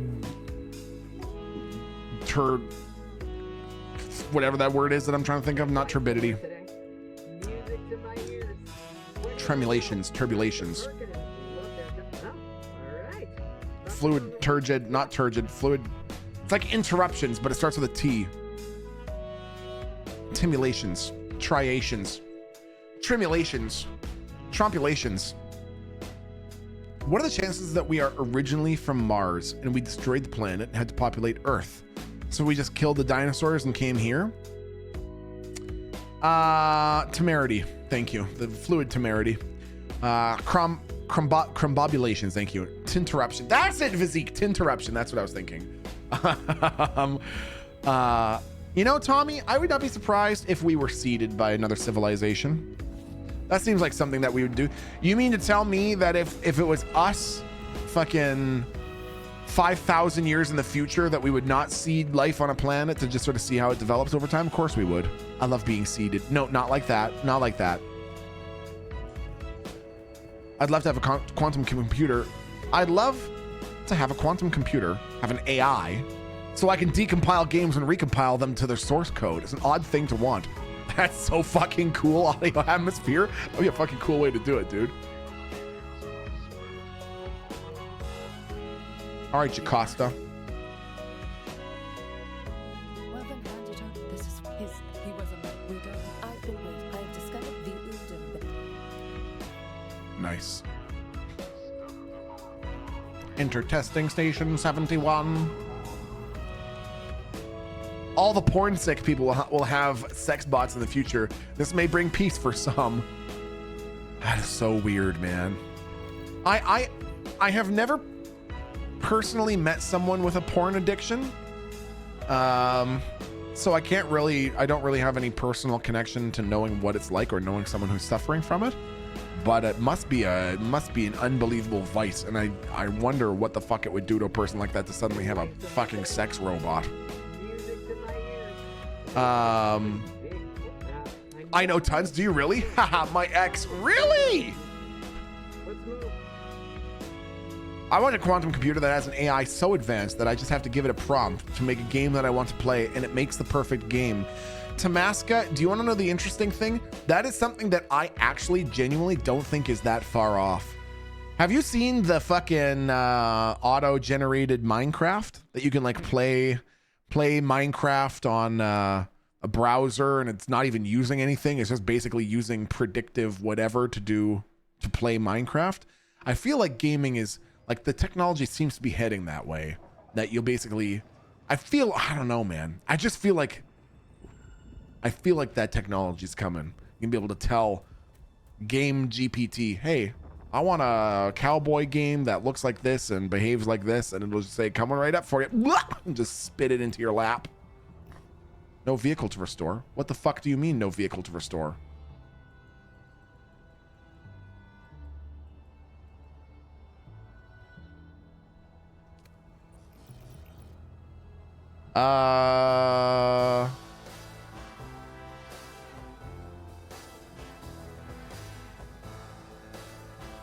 Damn it!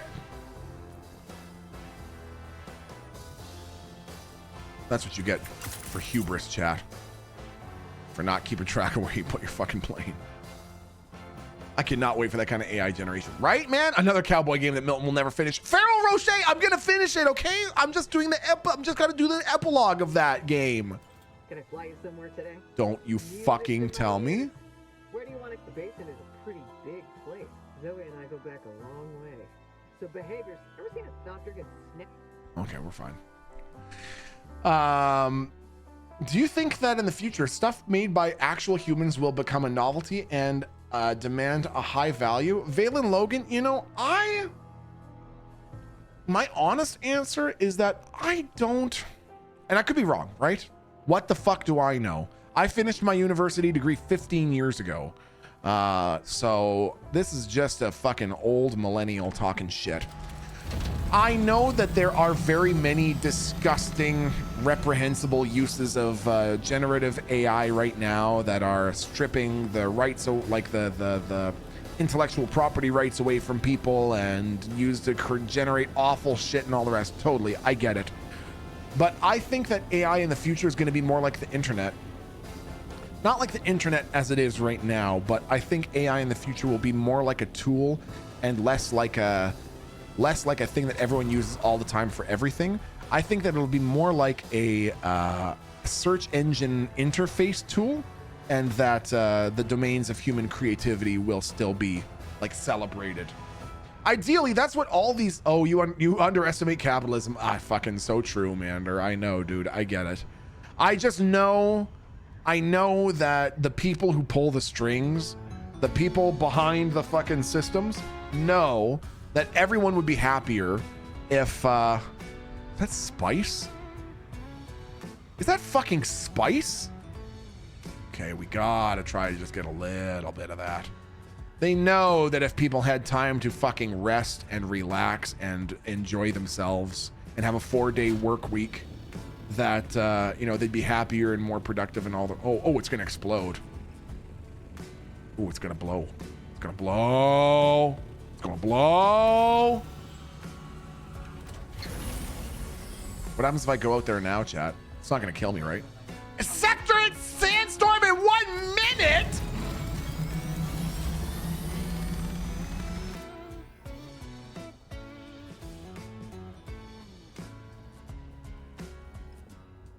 Thankfully, Last Deal promised me that I won't die if I come out here, so I'm not afraid to try to get a little bit of sand as a spice.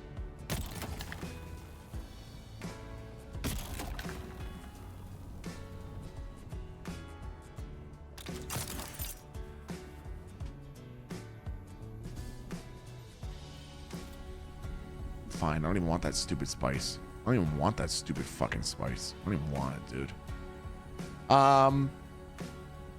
So all that to say, I think that AI in the future should be used and maybe will be used more as just a very helpful tool rather than taking over everything, making all the music, making all the art.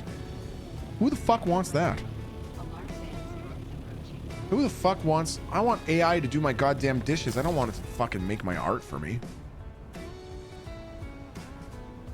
Holy shit.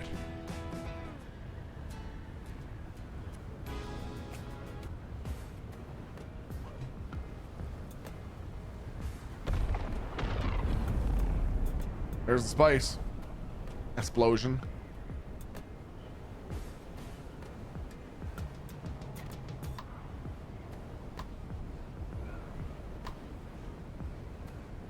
Holy fuck, she's coming fast.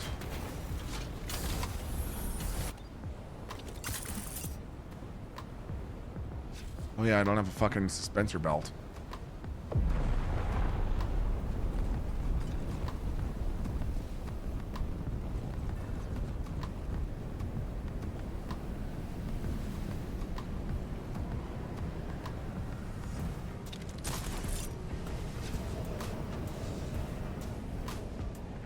Easy.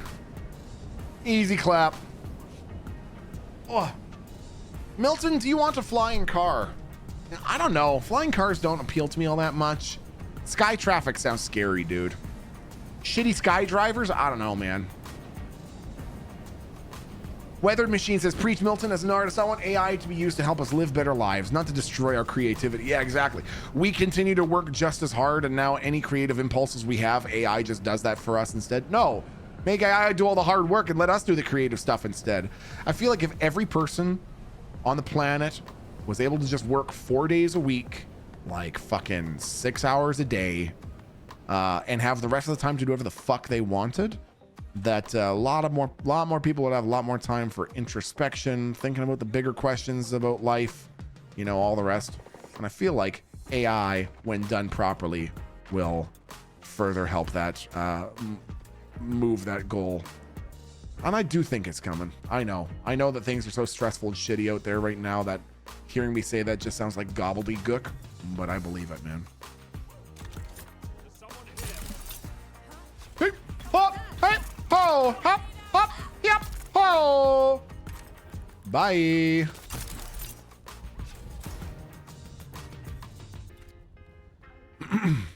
Okay.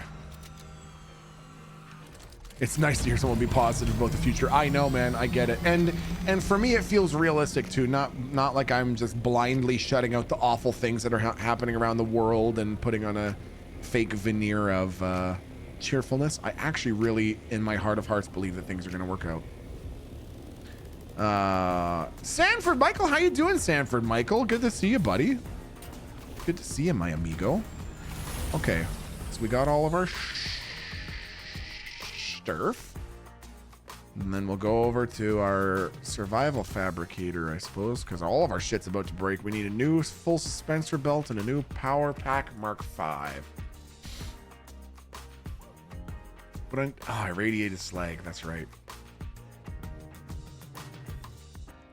I wonder if I can repair.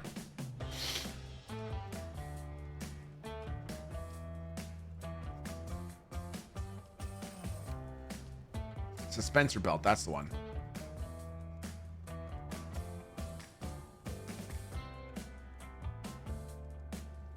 Full suspension. Oh, I need more aluminum.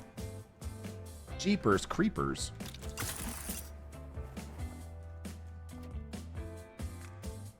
Mark IV. That is a Mark V. Full suspension belt. I can't believe I don't have enough fucking aluminum. Hi. Sorry, you said that wrong. What? Aluminium? Right here. Aluminium ingots. See? Sorry for the confusion. Sorry you didn't understand that, but I actually said it exactly right. So,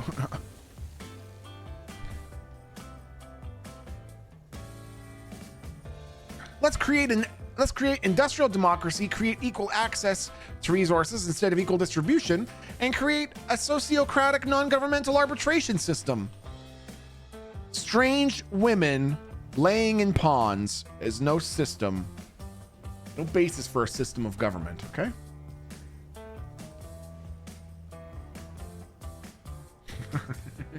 Aluminium, aluminium, L-E-U-min-E-um, okay?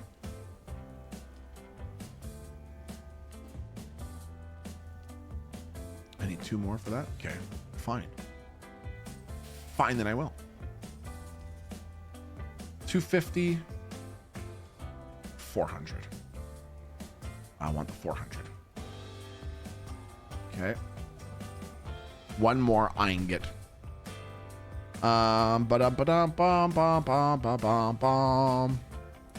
Milton is insisting upon himself with saying aluminium. I'm just trying to say it the right way, okay? I studied chemistry when I was in school, and I'm just trying to say it the right way, okay? Question time. Did you and Aaron have any issues conceiving? Wife and I are having some trouble, and after some tests, I may be the cause of it. I'm just dealing with it right now. Sorry if this is kind of a heavy topic. No worries, Deified.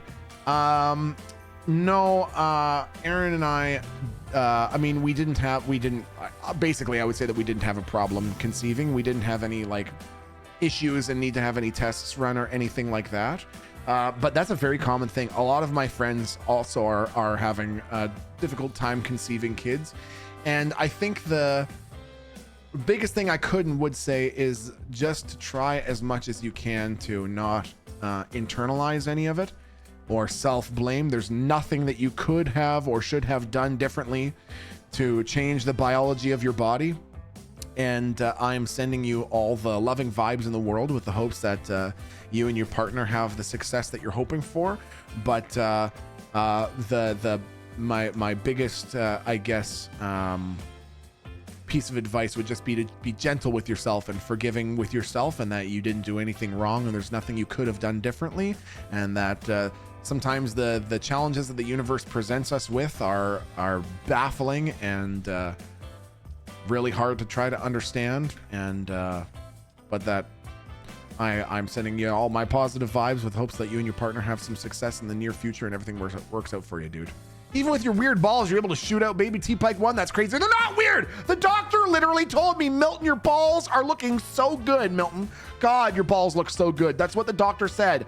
Your balls, my face, now. That's what the doctor said. And I was like, that's inappropriate, doctor. But the doctor said it, Chad, okay? Nice balls, bro. Okay, now. Get out our little... There we go. Get out our darts. Hawking fucking darts, dude. Okay, and I don't think any of our shit super needs repairing. That definitely needs a little bit of repairing. Okay. Rad suit, sure.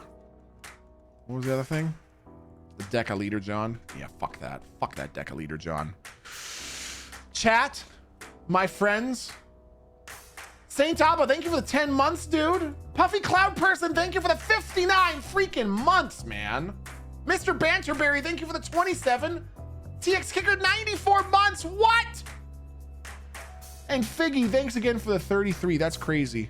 Chat, it is that time now, my friends. Okay, you can't just say no. That's not how it works. It's not how it works. You just say no in chat, okay? My question, Joker, what's your question? Go ahead, Joker. Hit me with a Joker. Hit me with it, Joker. What's the question, dude? Hit me with it. It's just a middle finger. You just stuck up your middle finger. That was you just stuck it up. Unbelievable. The attitude, the sass, the smart ass. Chat. Change in plans from the normal routine. Tomorrow, Tuesday, we're having a surprise stream. Tuesday afternoon, we are going to be playing Peak with Djibouti Show and TechSmith 314. Tomorrow, chat, likely starting at 1 p.m. Eastern, 10 a.m. Pacific. Peak with Djibouti and TechSmith. Super fucking excited, chat. Then I'm thinking Wednesday, we're going to be streaming on Wednesday and Friday. Friday is going to be a little bit different because TechSmith is doing his God Gamer Gauntlet. So we're not going to be having a Bop stream. So I'm thinking Wednesday and Friday, we might do some GTA roleplay. I don't know. Maybe we should do some GTA roleplay, chat. Make sure you're in the Discord if you're not there already, chat. Discord.gg/MiltonTPike1. Discord.gg/MiltonTPike1. It's the best place to get a hold of me outside of streaming hours. I'm almost always checking on the general channel to see what people are up to. Please be good to yourselves. Please be good to each other. When you get to my brother's stream, put a heart in chat. A heart from whatever channel you want. Put a heart in chat to show my bop that we love him. And chat, I'll see you for the next stream tomorrow. Oh my god. See you soon, chat. Bye, chat. Bye.